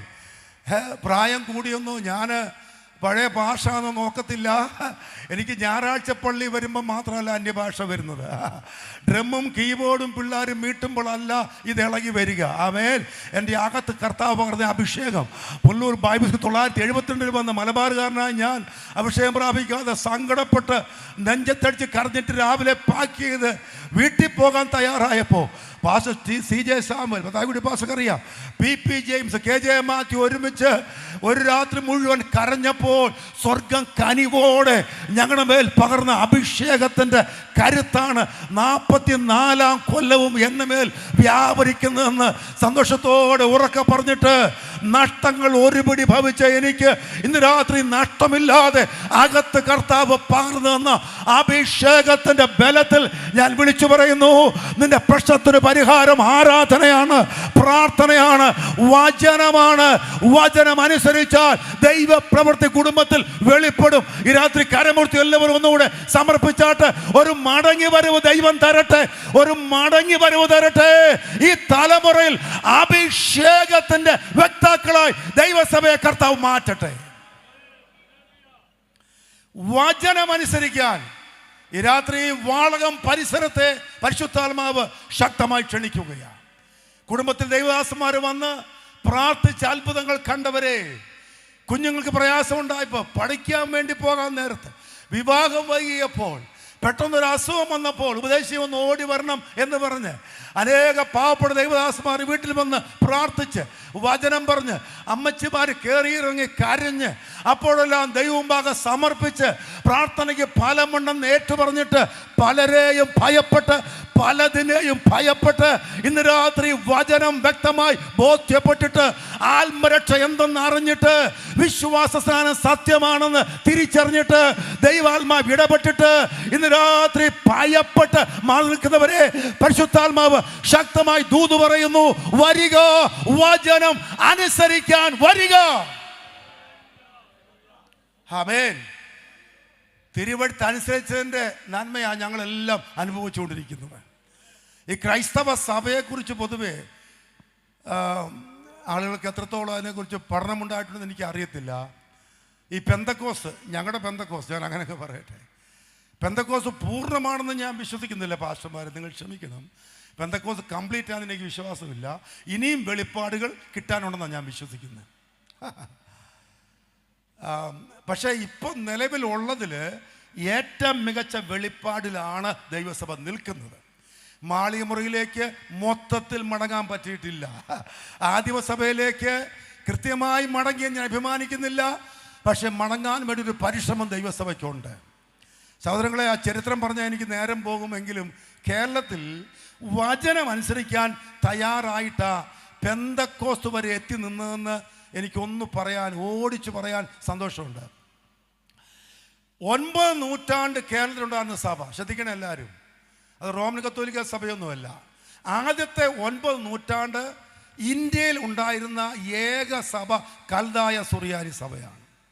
അതിവിടെങ്ങുമില്ല, തൃശ്ശൂർ പരിസരത്തേ ഉള്ളൂ. മാർ അപ്രയം മെത്രാപ്പോലിത്ത ആയിരിക്കുന്ന പേർഷ്യൻ സഭ, നെസ്റ്റോറിയൻ സഭ, കാൽഡിയൻ സിറിയൻ സഭ എന്ന് പറയുന്ന ആ സഭ, അവർക്ക് 19 പള്ളികളുണ്ട്. ഓൾറൈറ്റ്, അതവിടെ നിൽക്കട്ടെ. അത് കഴിഞ്ഞിട്ട് മറ്റ് സഭകൾ ഇവിടെ വന്നിട്ടുള്ളത്. ഈ കപ്പലോട്ടമൊക്കെ ഗണ്യമായി വർദ്ധിച്ചപ്പോൾ വെളിയിൽ നിന്നൊക്കെ ആളുകൾ വന്നു. റോമൻ കത്തോലിക്ക വിശ്വാസ മിഷണറിമാർ വന്നു, ഡൊമിനിക്കൻസ് വന്നു, ഫ്രാൻസിസ്കൻസ് വന്നു. മുമ്പേ കല്യാണിൽ വർക്ക് ചെയ്തു, കൊല്ലത്ത് മംഗലാപുരത്തും പ്രവർത്തിച്ചു. അങ്ങനെ പ്രവർത്തനമുണ്ടായി പതുക്കെ പതുക്കെ. എന്നാൽ ആദ്യകാലത്ത് ഞാൻ പറഞ്ഞ പോലെ ഈ ഒരു വിശ്വാസത്തിൽ മുന്നോട്ട് പോയ ക്രൈസ്തവ സഭയ്ക്കുണ്ടായ പ്രധാനപ്പെട്ട മാറ്റം 1599 ഉദയം പേരൂർ വെച്ച് നടന്നതാണ്. അന്ന് വചന സത്യങ്ങൾക്ക് വേണ്ടി ഒരു ചെറിയ കൂട്ടം ആൾക്കാർ പിടിച്ചു നിന്നു. പക്ഷെ അവരെ നിർബന്ധിച്ചു അലക്സിസ് ഡി മാനസിസ് എന്ന ഗോവൻ ആർച്ച് ബിഷപ്പ്. അങ്ങനെ ഒരു കൂട്ട പരിവർത്തനമുണ്ടായി.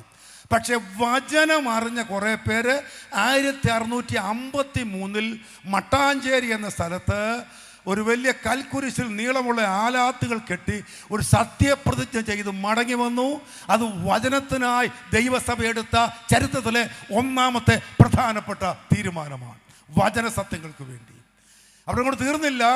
മാർ ഗ്രിഗോറിയോസ് വന്നു 1665 കേരളത്തിൽ. യാക്കോബായ സഭയുടെ സമാരംഭത്തിന് വേണ്ടി വന്നു. യാക്കോബ് ബുർദാനയുടെ വിശ്വാസക്രമമുള്ളയാൾ. അദ്ദേഹം വന്നു, ബൈബിൾ സത്യങ്ങൾ കുറച്ചുകൂടെ പഠിപ്പിച്ചു. റോമൻ കത്തോലിക്ക സഭയിൽ നിന്ന് ഒരു വലിയ കൂട്ടം യാക്കോബായ സഭയിലേക്ക് മാറി. പിന്നെ മിഷണറിമാർ ഇന്ത്യയിൽ വരാൻ തുടങ്ങി. ചാർട്ടർ ആക്ട് അനുസരിച്ച് ബ്രിട്ടീഷുകാരുടെ ഭരണകാലത്ത് ഒരുപാട് സൊസൈറ്റി, LMS, BE, ബാസിലി ബാന്തിക്കൽ മിഷൻ, CMS കേട്ടുണ്ടല്ലോ, അവരെല്ലാവരും വന്ന് പ്രവർത്തിച്ചു. തൽഫലമായി പള്ളികളിൽ അവർ പ്രസംഗിച്ചു. ഒരുപാട് പേർ രക്ഷിക്കപ്പെട്ടു, സമർപ്പിച്ചു. മാരാമൺ ഉണ്ടായിരുന്ന അബ്രഹാം മൽപ്പാൻ എന്ന അച്ഛൻ അന്ന് 1836 മാവേലിക്കൽ സുന്നതോസിൽ വെച്ച് ഒരു തീരുമാനമെടുത്തു. ഒരു വലിയ കൂട്ടം ആളുകൾ മാർത്തോമ സഭ ഫോം ചെയ്യാൻ വേണ്ടി മാറി, വചനത്തിന് വേണ്ടി. ഞാൻ അബ്രഹാം മൽപ്പാനെ ഇന്ന് രാത്രിയും ആദരിക്കുന്നു. കാരണം ഭൂരിപക്ഷ ക്രൈസ്തവതയുടെ വിധികൾ എതിരായി വചന സത്യങ്ങൾക്കായി നിന്ന ഒരു മഹാനാണ് അദ്ദേഹം. കിട്ടിയ വെളിപ്പാടിന് വേണ്ടി ധീരമായി നിന്നു അദ്ദേഹം.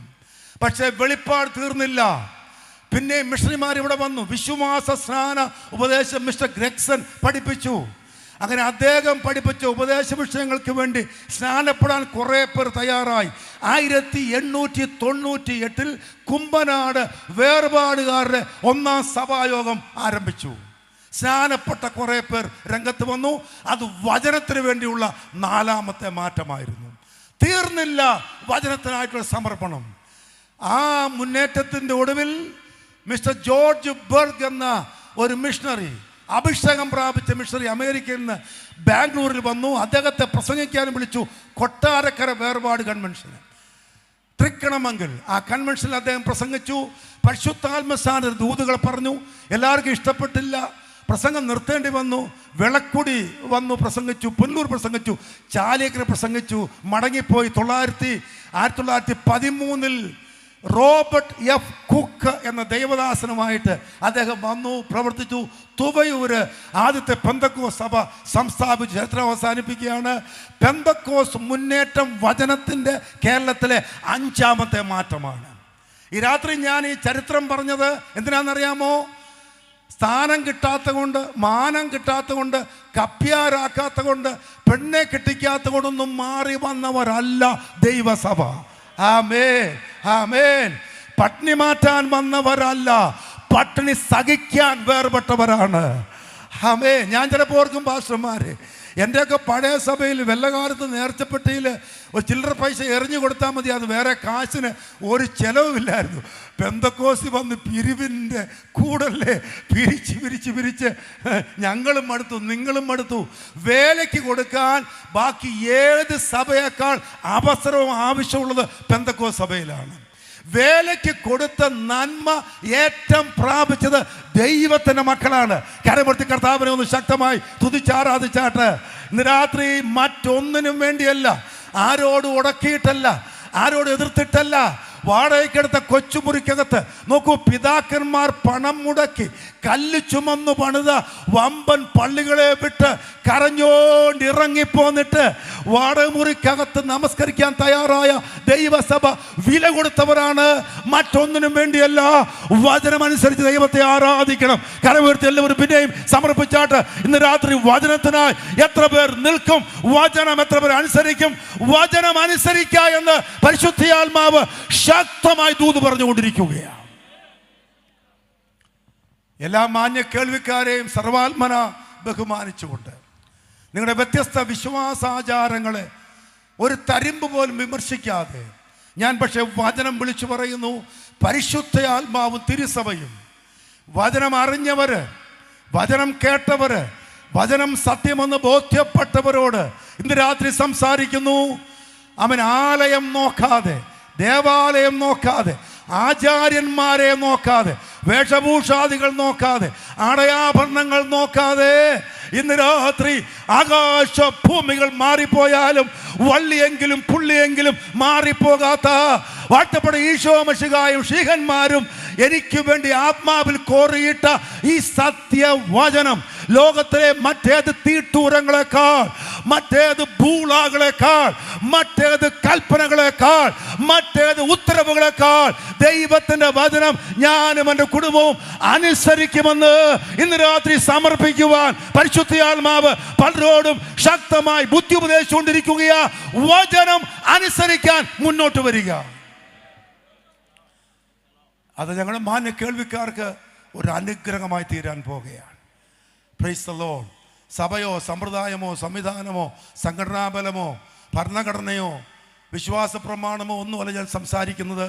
ദൈവത്തിൻ്റെ മാറ്റമില്ലാത്ത വചനമാണ്. ആമേൻ. എബ്രായർ 4-ാം അധ്യായത്തിൽ ഒരു വാക്യമുണ്ട്, വായിക്കണ്ട. അവരെ പോലെ നാമും സദ്വർത്തമാനം ഒരിക്കൽ കേട്ടവരാകുന്നു, എന്നാൽ കേട്ട വചനം അവർക്ക് ഉപകാരമായി വന്നില്ല. അതാ ഒരുമിച്ച് പുസ്തകവുമായിട്ട് മാരാമൺ കൺവെൻഷനൊക്കെ പോയ ഒത്തിരി പേരുണ്ട്. പക്ഷെ ചിലർ വചനം അനുസരിച്ചു, ചിലർ വചനം അനുസരിച്ചില്ല.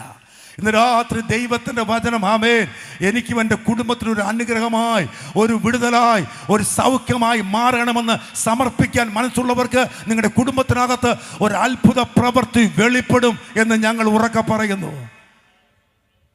പ്രോസ്പെരിറ്റി തിയോളജി ഞങ്ങളാരും പ്രസംഗിക്കാറില്ല, പഠിപ്പിക്കാറില്ല, ന്യൂജൻകാർ പറഞ്ഞോട്ടെ. പക്ഷെ ഞങ്ങളൊരു അനുഭവത്തിൽ പറയും, ഞങ്ങളുടെ ഇല്ലായ്മയിൽ, ഞങ്ങളുടെ പട്ടിണിയിൽ, ഞങ്ങളുടെ സങ്കടങ്ങളിൽ ആമേൻ. ചിലപ്പോൾ ഈ പറയുമ്പോൾ ഞാൻ KJ മാത്യു ആയിരിക്കും ഇതെല്ലാം ഒത്തിരി സഹിച്ചെന്ന് എനിക്കങ്ങ് തോന്നിപ്പോവുക. ഞാൻ മലബാറുകാരനല്ലേ, കോഴിക്കോടല്ലേ എൻ്റെ ജീവിതമായിരുന്നത്. ഞങ്ങൾ വളരെ കഷ്ടപ്പെട്ടവരാണ്, വളരെ കഷ്ടപ്പെട്ടവരാണ്, വളരെ വളരെ. അപ്പൻ പാസ്റ്റർ KM ജോസഫ് ഞങ്ങൾ 6 മക്കളെ വളർത്താൻ ആ പുരാതന കാലത്ത് കൊച്ചു കൊച്ചു സഭകളിൽ ശുശ്രൂഷിച്ച അദ്ദേഹത്തിന് ഒരുപാട് പാടുപെടേണ്ടി വന്നു. എൻ്റെ മരിച്ചുപോയ അമ്മ ഒരുപാട് സങ്കടപ്പെട്ട് ഞങ്ങളെ വളർത്തി. പക്ഷെ വചനം കൈമാറി അവർ ഞങ്ങൾക്ക് എന്നതുകൊണ്ട് ഇന്ന് രാത്രി അഭിമാനത്തോടെ ഞാനും വിളിച്ചു പറയും, വചനം അത്ഭുതങ്ങൾ ചെയ്തു, ഞങ്ങളെ മാനിച്ചു. കരമുറുത്തി എല്ലാവരും കർത്താവിനെ സ്തുതിച്ചാട്ട്. ജീവിതത്തിൽ ദൈവപ്രവൃത്തി വെളിപ്പെട്ട എല്ലാവരും കർത്താവിനെ സ്തുതിച്ചാട്ട്. ദൈവം പുതിയ വഴികളെ തുറന്നു വന്ന് ഉറപ്പുള്ള എല്ലാവരും ദൈവത്തെ സ്തുതിച്ചാട്ട്. ശക്തമായ എല്ലാവരും സ്തുതിച്ചാട്ട്. നമ്മുടെ ഞെരുക്കങ്ങളെയും തിരിവെടുത്ത് മാറ്റുമെന്ന് ആമേൻ ഞാൻ ശക്തമായി വിളിച്ചു പറയുന്നു. അപമാനത്തിൻ്റെ, ആക്ഷേപത്തിൻ്റെ, വിമർശനത്തിൻ്റെ, കുറ്റപ്പെടുത്തലിൻ്റെ, ഒറ്റപ്പെടുത്തൽ അനുഭവങ്ങൾക്ക് കർത്താവ് പരിഹാരം വരുത്തും. ആമേൻ. ഞെരുക്കമുള്ളവർക്ക് വേണ്ടി ദൈവം അത്ഭുതങ്ങളെ ചെയ്യും. ആമേൻ. ഭൗതികത്തിന് വേണ്ടിയല്ല ദൈവത്തെ സേവിക്കുന്നെങ്കിലും ഈ വചനം ഉയർത്തിയവരെ ദൈവം എന്നും ഉയർത്തിയിട്ടുണ്ട്. ഈ വചനം എവിടെയെല്ലാം ഉയർത്തിയോ ആ കുടുംബങ്ങളെ ദൈവം മാനിച്ചിട്ടുണ്ട്. അനുഭവങ്ങൾ എല്ലാവരും കരമൊടുത്ത് മടിക്കാതെ ദൈവത്തെ സ്തുതിച്ചാട്ട്. ദൈവത്തിൻ്റെ അത്ഭുത പ്രവൃത്തി ഇന്ന് രാത്രി പലർക്കു വേണ്ടിയും ശക്തമായി വെളിപ്പെടാൻ പോകുന്നു. വചനം അനുസരിക്കാൻ തയ്യാറാകുക. പരിശുദ്ധാത്മാവ് രണ്ടാമതായിട്ട് വരിക എന്ന നിലയിൽ ദൈവസഭയെ ക്ഷണിക്കുന്ന ഭാഗം 8-9 വാക്യങ്ങളാണ് വായിക്കുക. ഇത് കേൾക്കുകയും കാണുകയും ചെയ്തത് യോഹന്നാൻ എന്ന ഞാൻ തന്നെ. കേൾക്കുകയും കാണുകയും ചെയ്ത ശേഷം ഇത് എനിക്ക് കാണിച്ചു തന്ന ദൂതന്റെ കാൽക്കൽ ഞാൻ വീണു നമസ്കരിച്ചു. എന്നാൽ അവൻ എന്നോട്, അതരുത്, ഞാൻ നിന്റെയും നിന്റെ സഹോദരന്മാരായ പ്രവാചകന്മാരുടെയും ഈ പുസ്തകത്തിലെ വചനം പ്രമാണിക്കുന്നവരുടെയും സഹഭൃത്യനത്രേ, ദൈവത്തെ നമസ്കരിക്ക എന്ന് പറഞ്ഞു. Thank you. ദൈവത്തിൻ്റെ ആത്മാവും തിരുസഭയും ഇന്ന് ആളുകളെ ആഹ്വാനം ചെയ്യുന്നത് ആരാധനയ്ക്ക് വേണ്ടിയാണ്. ദൈവത്തെ ആരാധിക്കാൻ. ഇവിടെ ഞാൻ ശ്രദ്ധിച്ച ഒരു സംഗതി നിങ്ങൾ വായിക്കുമ്പോൾ മനസ്സിലായി കാണും. ഇത് ആരാധനയുടെ ഒരു തിരുത്തലും കൂടിയാണ്. കേവലം ആരാധന ആഹ്വാനമല്ല, ആരാധന തിരുത്തലാണ് ഇവിടെ. യോഹന്നാൻ എന്ന ശ്രീഹന് അങ്ങനെ സംഭവിക്കാമോ എന്ന ന്യായമായൊരു ചോദ്യമാണെങ്കിലും ആർക്കും സംഭവിക്കാമെന്ന അനുമാനത്തിനാണ് നമ്പർ 1 പ്രയോറിറ്റി. യോഹന്നാന് പറ്റിയ തപ്പിദം തന്നെ ഈ അത്ഭുത കാഴ്ചകളെല്ലാം കാണിച്ചതിൻ്റെ മധ്യസ്ഥനായത് ഉദ്ദേശിക്കുന്നത് ഇത് കാട്ടിക്കൊടുത്തത് ഒരു ദൈവത്തിൻ്റെ മാലാഖയാണ്.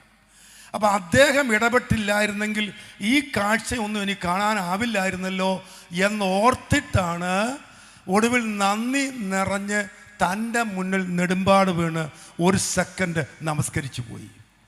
എന്നാൽ തീ തൊട്ടതുപോലെ ദൈവദൂതൻ അവനോട് പറഞ്ഞു, നോ, ഞാനല്ല, ഞാനത് കാട്ടി. ശരിയാണ്, കർത്താവ് കൽപ്പിച്ചിട്ടാ ഈ വെളിപ്പാട് നിന്ന് കാട്ടിത്തന്നത്. എന്നെ അല്ല നമസ്കരിക്കേണ്ടത്, ദൈവത്തെ നമസ്കരിക്കുക. ആമേൻ.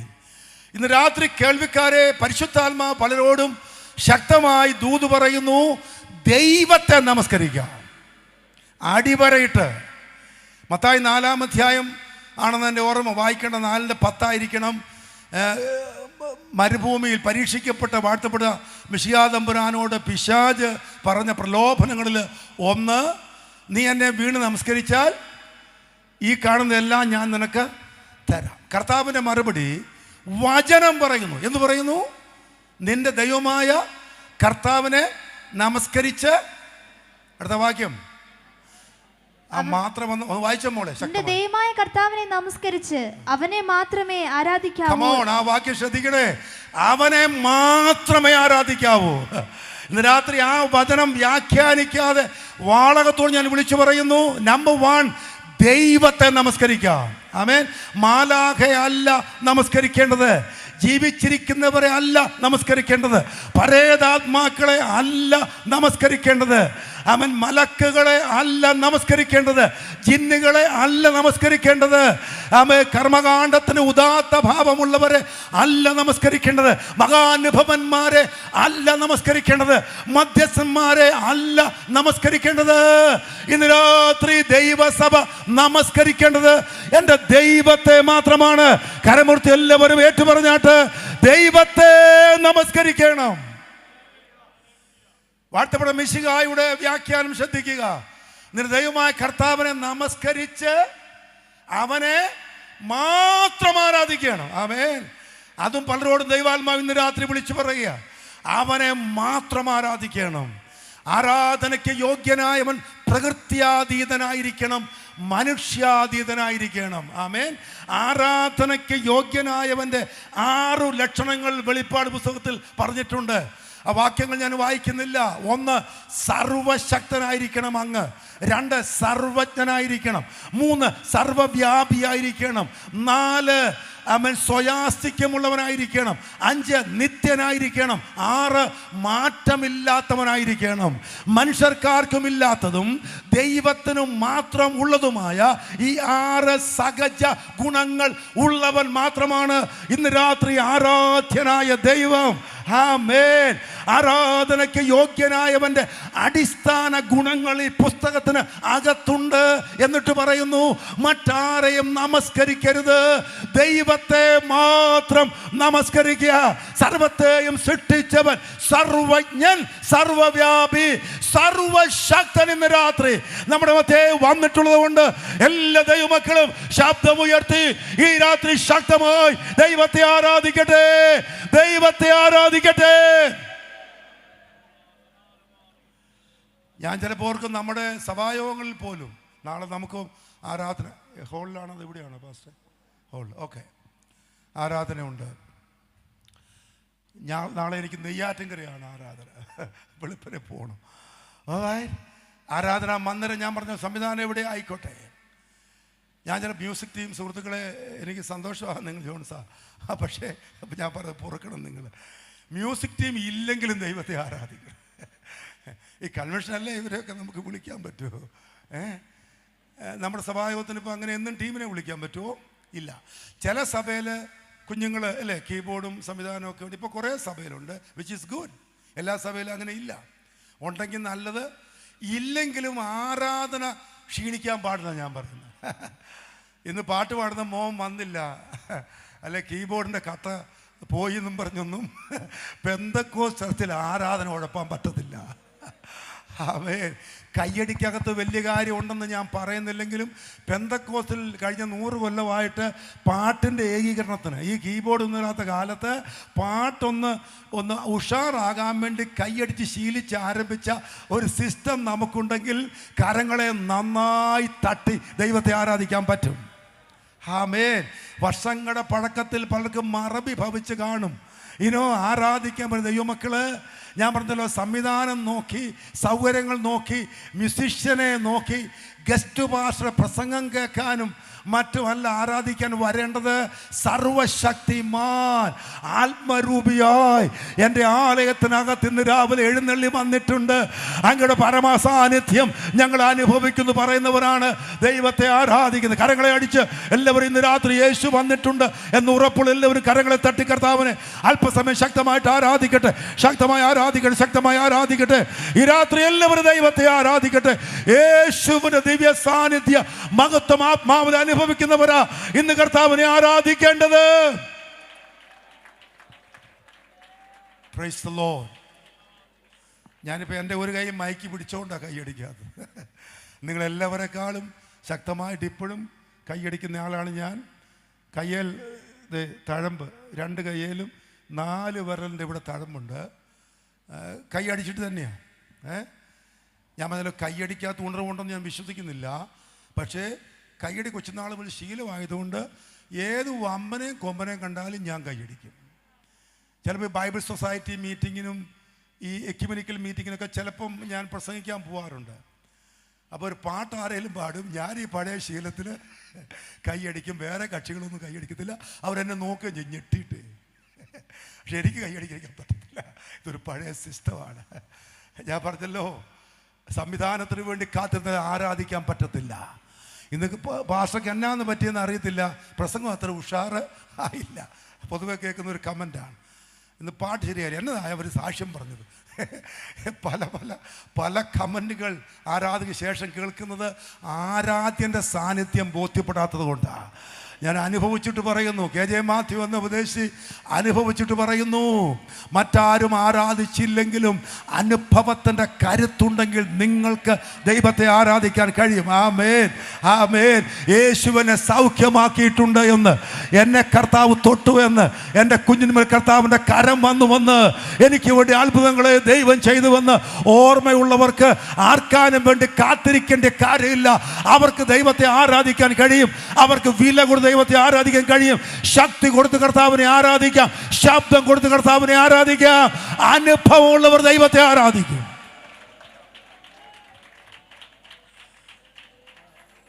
ഞാൻ പറഞ്ഞല്ലോ, ഞാനിത് ചുമ്മാ പ്രസംഗിക്കുകയല്ല. നിങ്ങൾ എവിടെയെങ്കിലും വന്ന് നോക്കിയോ, എൻ്റെ ആരാധന, എൻ്റെ ആരാധന. ഞാൻ കർത്താവിനെ അനുഭവിച്ചിട്ടാണ് ദൈവത്തെ ആരാധിക്കുന്നത്, അല്ലാതെ വേറെ സ്റ്റൈല് നോക്കിയിട്ടല്ല. ഒരിക്കലും ഒരിക്കലും എൻ്റെ നാവിൽ നിന്ന് അന്യഭാഷ ഒരിക്കലും പോവാതിരിക്കട്ടെ, അത് എൻ്റെ പ്രാർത്ഥന.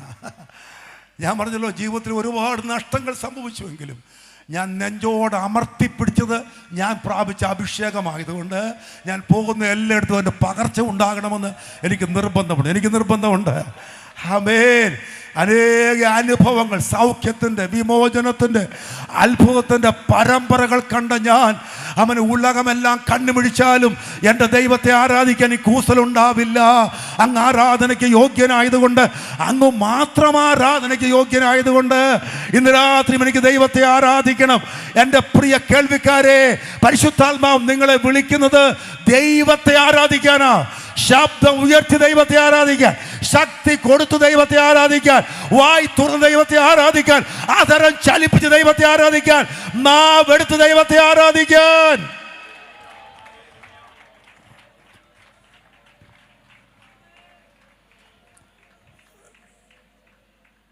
എൻ്റെ അപ്പൻ പാസ്റ്റർ KM ജോസഫ്, പത്തായിക്കുടി പാസ്റ്റർക്ക് അറിയാം. പത്തായിക്കുടി പാസ്റ്റർക്കും സാമാന്യ ശബ്ദമുള്ള ഒരാളാണ്. മൈക്കില്ലേലും ഒരുവിധം മാനേജ് ചെയ്യും. എൻ്റെ അപ്പൻ്റെ ഒച്ച അറിയാം, ഭയങ്കര ശബ്ദമുള്ളയാണ്. പാസ്റ്റർ KM ജോസഫ് മൈക്കില്ലാത്ത കാലത്ത് പ്രസംഗിച്ചാൽ അപ്പുറത്തെ കടക്കാർ അങ്ങാടിയിൽ കേൾക്കുമായിരുന്നു. പക്ഷെ എൻ്റെ അപ്പൻ അവസാനത്തെ 6 കൊല്ലം പറ്റക്കിടപ്പിലായി. അവസാനം 1 കൊല്ലം കരുത്തനായ അപ്പൻ്റെ തൊണ്ടയിൽ നിന്ന് ഒരു ശബ്ദം പോലും പുറത്തു വന്നത് ഞങ്ങൾക്കൊക്കെ സങ്കടം തോന്നി. ഞാൻ പുല്ലൂർ ചിലപ്പോൾ പോയി അമ്മച്ചിയെ ആരാധനയ്ക്ക് വിട്ടിട്ട് അപ്പച്ചൻ്റെ അടുത്തിരിക്കും. അമ്മയാണല്ലോ എന്നും കൂടിയിരിക്കുന്നത്. അപ്പോൾ പഴയ പാട്ടുകൾ, അപ്പച്ചന് ഇഷ്ടപ്പെട്ട പാട്ടുകൾ ഞാൻ അവിടെ ഇരുന്ന് പാടും. വേദവസ്തു ഉറക്കെ വായിച്ച് കേൾപ്പിക്കും, പ്രാർത്ഥിക്കും. അപ്പച്ചൻ കണ്ണീരിങ്ങനെ ഒഴുക്കും, ചുടുകണ്ണീർ ഒഴുക്കും. വേറെ ഒന്നും ഉരിയാടാൻ പറ്റത്തില്ല. മലബാറിനെ നടുക്കിയ ശബ്ദത്തിന് ഉടമസ്ഥനായ KM ജോസഫ് പാസ്റ്റർ ശബ്ദം നഷ്ടപ്പെട്ടവനായി മാസങ്ങൾ കഴിയേണ്ടി വന്നു. തനിക്കൊരു നഷ്ടവും ഉണ്ടാവില്ല, കാരണം തൻ്റെ കരുത്തെല്ലാം യേശുവിനായി കൊടുത്തതാ. 100 കണക്കിന് പരസ്യയോഗം മൈക്കില്ലാതെ ഉറക്ക പ്രസംഗിച്ച ആളാണ് ജോസഫ് പാസ്റ്റർ. പാവപ്പെട്ട ഞാനും തൻ്റെ ഒപ്പം പോയിട്ടുണ്ട്. ഇന്ന് രാത്രി അതുകൊണ്ട് ഞാൻ പറയുക, സഹോദരങ്ങളെ, ശബ്ദം നഷ്ടപ്പെടും മുമ്പ് ശബ്ദം കർത്താവിനായി കൊടുത്ത് ദൈവത്തെ ആരാധിക്കണം. കർത്താവിന് ദാസന്മാരെ, ചെറുപ്പക്കാരെ, ദൈവം ആരോഗ്യം തന്നുവെങ്കിൽ, ശബ്ദം തന്നുവെങ്കിൽ ആർക്കാനും വേണ്ടി കാത്തിരിക്കേണ്ട. അഭിഷക്തന്മാരെ, സഭ ഉഷാറാകാൻ നോക്കിയിരിക്കേണ്ട. ആഴ്ചയുടെ 6 ദിവസം പ്രാർത്ഥിച്ചൊരുങ്ങിയ ദൂത്, ആമൻ, കൃപ പ്രാപിച്ച നിറവ്, ആമൻ, സഭയിലെ ഏത് കരുത്തനും ഏത് വമ്മനും എന്തു പറഞ്ഞാലും അഭിഷേകത്തിന് നിറവില് ഷെക്കൈനയുടെ പൊതിച്ചില്ലകത്ത് നിന്ന് ദൈവവചനം ഉറക്കെ വിളിച്ചു പറ, കത്തിക്കാളി വിളിച്ചു പറ, ദൈവമകത്ത് ഇറങ്ങട്ടെ, ഷെക്കൈന ഇറങ്ങി. എല്ലാവരും കരങ്ങളെ അടിച്ച് അല്പസമയം ശക്തമായി ഇന്ന് രാത്രി ദൈവത്തെ ആരാധിക്കട്ടെ, ദൈവത്തെ ആരാധിക്കട്ടെ. ആത്മനിറവോടെ, അഭിഷേകത്തോടെ ഇന്ന് രാത്രി എല്ലാവരും ദൈവത്തെ ആരാധിക്കട്ടെ. ആരാധനയ്ക്ക് യോഗ്യനാണ് എൻ്റെ കർത്താവ്, ആരാധനയ്ക്ക് യോഗ്യൻ. അങ്ങേ പോലെ മറ്റാരുമില്ല, യേശുവിനെ പോലെ ആരാധനയ്ക്ക് യോഗ്യനായി മറ്റാരുമില്ല എന്ന് ബോധ്യമുള്ളവരാ ഇന്ന് രാത്രി ദൈവത്തെ ആരാധിക്കേണ്ടത്. അവരാ ദൈവത്തെ ആരാധിക്കേണ്ടത്.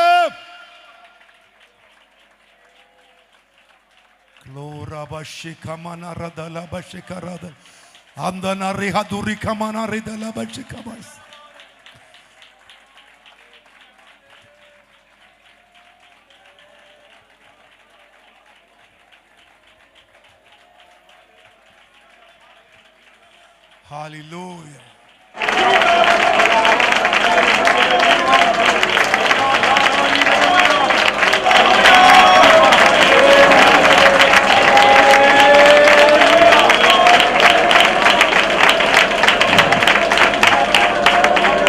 പെന്തക്കോസ്തിന്റെ മുഖമുദ്ര ആത്മനിറവിൻ്റെ ആരാധനയാണ്.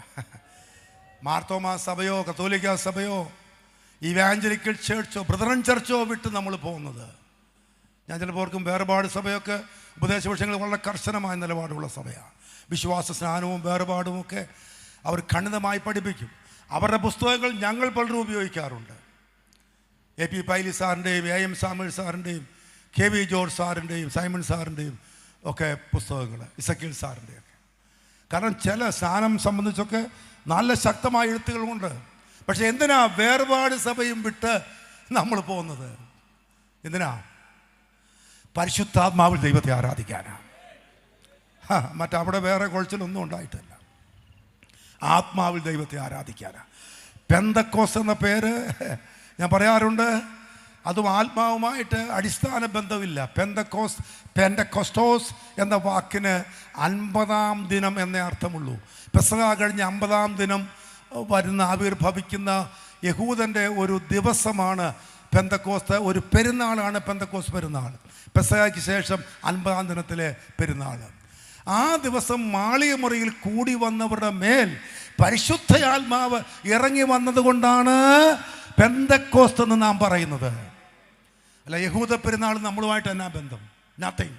Nothing absolutely. പക്ഷെ അന്നൊരു അത്ഭുതം നടന്നു. അത് ആത്മനിറവിൻ്റെ തുടക്കമായിരുന്നു.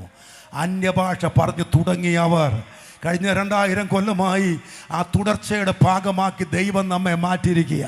നമ്മുടെ നാവിൻ്റെ കെട്ടുകളെ കർത്താവ് പൊട്ടിച്ചിരിക്കുക. പലയിടത്തും പോയി 5 or 6 ആമേനോ കുറിയേലായിസോനോ മാത്രം പറഞ്ഞ് വേർക്കാതെ ക്ഷീണിക്കാതെ മടുക്കാതെ മടങ്ങിയ നമ്മുടെ അവസ്ഥയ്ക്ക് കർത്താവ് മാറ്റം വരുത്തി. ഞങ്ങൾക്ക് വേണ്ടി അപേക്ഷിക്കണമേ എന്ന പരിപാടി നമ്മൾ നിർത്തി. മധ്യസ്ഥന്മാരെ ഞങ്ങൾക്ക് പകരം ചെയ്യണമേ എന്നത് നമ്മൾ നിർത്തിയിട്ട് നമ്മുടെ കരുത്തില്ലാത്ത നാവ് കൊണ്ട് സ്വർഗസ്ഥനെ സ്തുതിക്കാനുള്ള അഭിഷേകം പ്രാപിച്ചു, ആത്മധൈര്യം പ്രാപിച്ചു.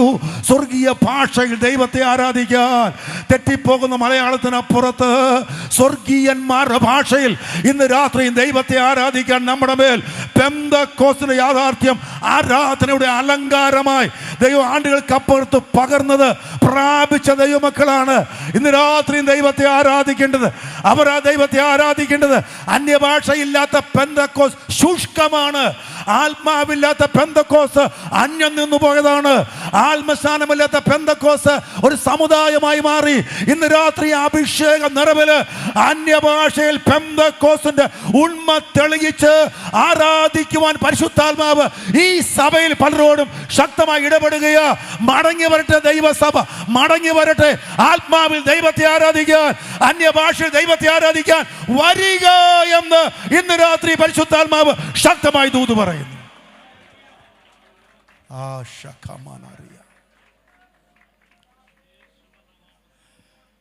ഞാൻ ഭാഷമാർ സഭകളൊന്നും എനിക്ക് കാര്യമായിട്ട് വാളക സഭ അടുത്തിടയ്ക്ക് ഇടയത്ത് പോയിട്ട് കുറേ കാലമായി.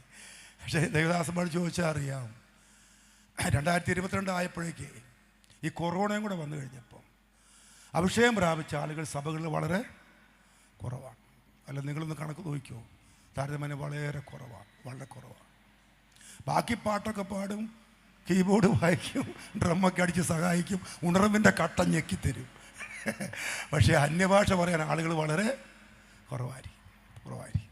ഞാൻ വെറുതെ പറയല്ല, ഈ തലമുറയുടെ ദുര്യോഗം ഞാൻ വിളിച്ചു പറയുക. പെന്തക്കോസ് ഒരു സമുദായമായി മാറരുത്. നഷ്ടമാണ്, കച്ചവടം നഷ്ടമാണ്.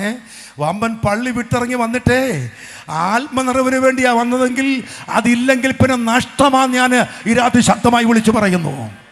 നിങ്ങളുടെ പ്രായം, ബ്രദർ, നിങ്ങളുടെ പ്രായം എന്തുമാകട്ടെ, നിങ്ങൾ ചെറുപ്പക്കാരനോ അല്ലെങ്കിൽ ഒത്തിരി പ്രായമുള്ള ആളോ ആയിക്കോട്ടെ, ദാറ്റ്സ് നോ പ്രോബ്ലം. ഏത് പ്രായക്കാരും നിറയ്ക്കാൻ കർത്താവിന് കഴിയും. ആമേൻ. സഭയിലേക്ക് കുറിച്ച് സഹോദരിമാരോ അമ്മച്ചിമാരോ 5, 8, 10 പേർ മറുഭാഷ പറയുന്നതിൻ്റെ ഒരു ബലത്തിൽ പെന്തക്കോസ് ബോർഡും വെച്ചിരിക്കാൻ നമുക്കൊരിക്കലും അവസരമുണ്ടാകരുത്.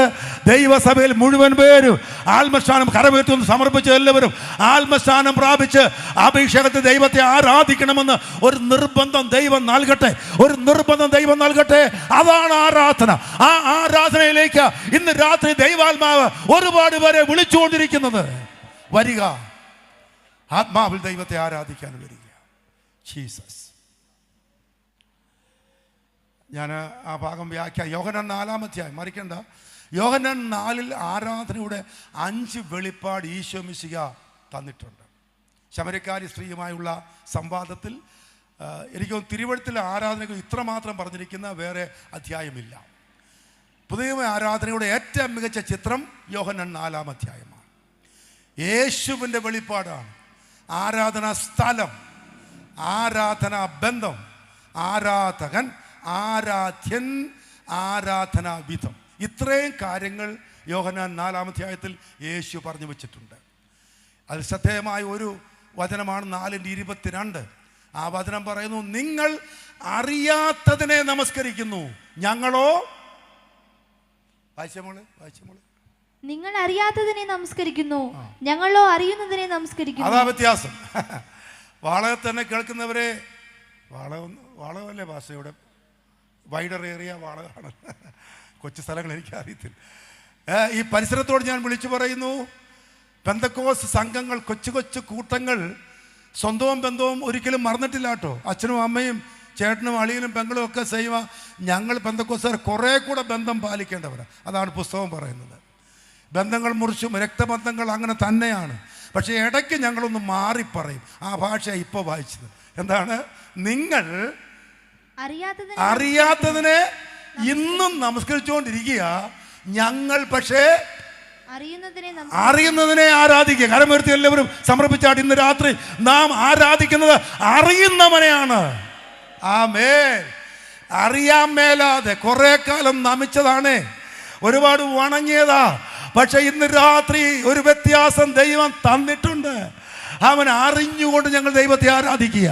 ഞങ്ങളുടെ ആരാധ്യന് ഞങ്ങളെ അറിയാം, ഞങ്ങൾക്ക് അങ്ങേ അറിയാം. ആമേൻ. സാമ്പടി കർത്താവിനെ സ്തുതിച്ചാട്ട്, എൻ്റെ കർത്താവ് ആരെന്ന് എനിക്കറിയാം, എൻ്റെ യേശു ആരെന്ന് എനിക്കറിയാം, എൻ്റെ കർത്താവിനെ എനിക്കറിയാം. അങ്ങനെ അറിയുന്നുണ്ട്. അങ്ങനെയാണ് ഞാൻ ദൈവത്തെ ഇന്ന് രാത്രി ആരാധിക്കുന്നത്. എന്നെ അറിയുന്നവനെ ഞാൻ ആരാധിക്കുകയാ.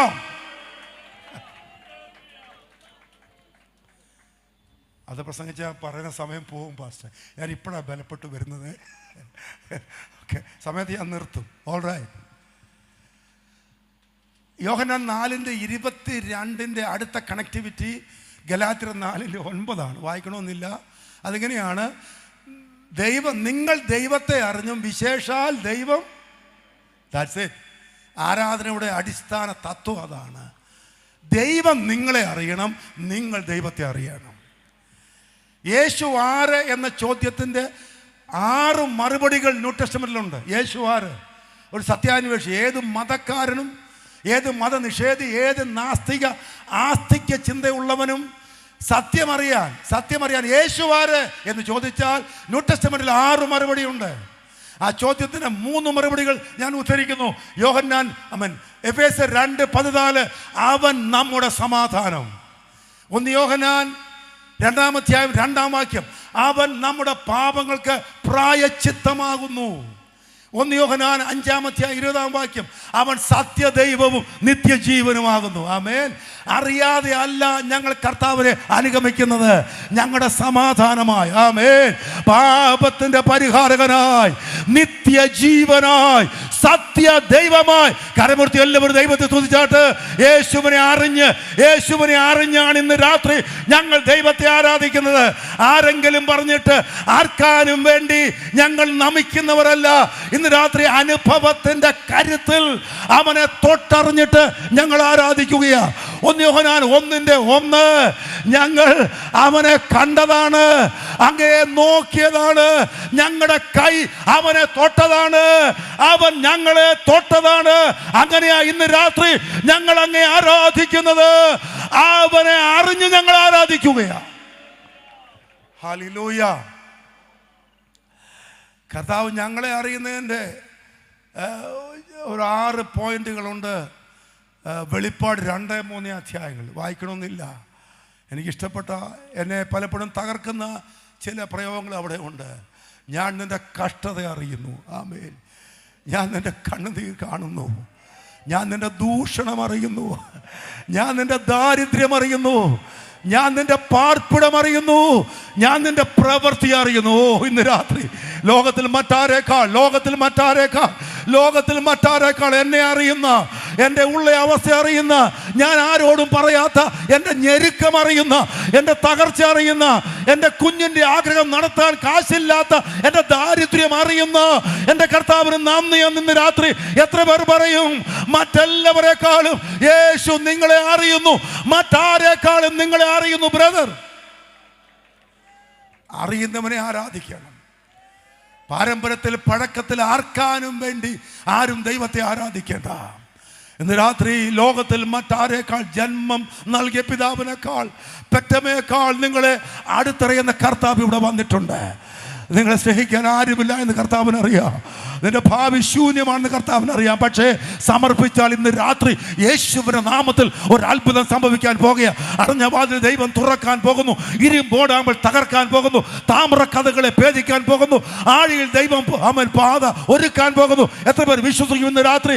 മതം ഏതുമാകട്ടെ, സഭ ഏതുമാകട്ടെ, യേശുവിന്റെ നാമത്തിൽ ഒരു അത്ഭുതം ഇന്ന് രാത്രി സംഭവിക്കുകയാണ്. നിങ്ങളെ കർത്താവിന് അറിയാം. എന്നെ ആരും അറിയുന്നില്ല എന്ന വേദനയോടെ എത്ര പേർ ഇന്ന് രാത്രി പറയുന്നു? ബ്രദർ, നിങ്ങളെ കർത്താവിന് അറിയാം. കുഞ്ഞെ, കർത്താവ് നിങ്ങളെ അറിയുന്നു. നിന്റെ ഉള്ളറയുടെ തകർച്ച ഇന്ന് രാത്രി യേശുവിന് അറിയാം. എല്ലാവരും ദൈവത്തെ ആരാധിക്കട്ടെ. സമർപ്പിച്ച് ഈ രാത്രി എല്ലാവരും ദൈവത്തെ ആരാധിക്കട്ടെ. എന്നെ നന്നായി അറിയുന്ന കർത്താവേ, എന്നെ നന്നായി അറിയുന്നവനെ ഞാൻ അങ്ങേക്കായി സമർപ്പിക്കുന്നു. ഞാൻ അങ്ങയെ അറിഞ്ഞാരാധിക്കുന്നു, അങ്ങയെ അനുഭവിച്ചാരാധിക്കുന്നു. ഇന്ന് രാത്രി എത്ര പേർ ദൈവത്തോട് പറയും, അങ്ങ് നിങ്ങളെ അറിയുന്നു? ബ്രദർ, നിങ്ങളെ കർത്താവിന് അറിയാം. സഹോദരി, കർത്താവിന് നിന്നെ അറിയാം. ആമേൻ. ജീസസ്. ഞാൻ അടുത്ത 2 പോയിന്റ് ഇതാ പറഞ്ഞ് അവസാനിപ്പിക്കുക. 8-9 വാക്യങ്ങൾ വായിക്കുമ്പോൾ 11-12. അനീതി ചെയ്തവൻ ഇനിയും അനീതി ചെയ്യട്ടെ, അഴുക്കുള്ളവൻ ഇനിയും അഴുക്കാട്ടട്ടെ, നീതിമാൻ ഇനിയും നീതി ചെയ്യട്ടെ, വിശുദ്ധൻ ഇനിയും തന്നെ വിശുദ്ധീകരിക്കട്ടെ. ഇന്ന് രാത്രി പരിശുദ്ധാത്മാവും തിരുസഭയും ക്ഷണിക്കുന്നത് വിശുദ്ധീകരണത്തിന് വേണ്ടിയാണ്. വിശുദ്ധീകരണം എന്ന വാക്കിന് 2 ഇംപ്ലിക്കേഷൻസ് ഇവിടെ ഉണ്ട്. ഒന്ന് പുറമേ ഉള്ളത്, മറ്റൊന്ന് ഇന്റേണൽ. ഒന്നുകൂടെ വ്യക്തമാക്കിയാൽ, പാപപരിഹാര പരിശ്രമങ്ങൾ നടത്തി കുഴഞ്ഞവരോട് പരിശുദ്ധാത്മാവ് പറയുന്നു, പാപക്ഷമയ്ക്കായി, ശുദ്ധീകരണത്തിനായി ഇന്ന് രാത്രി യേശുവിൻ്റെ അടുത്തേക്ക് ഓടി വന്നുകൊള്ളുക. ആമേൻ. പാപഭംഗിലമായ ലോകം.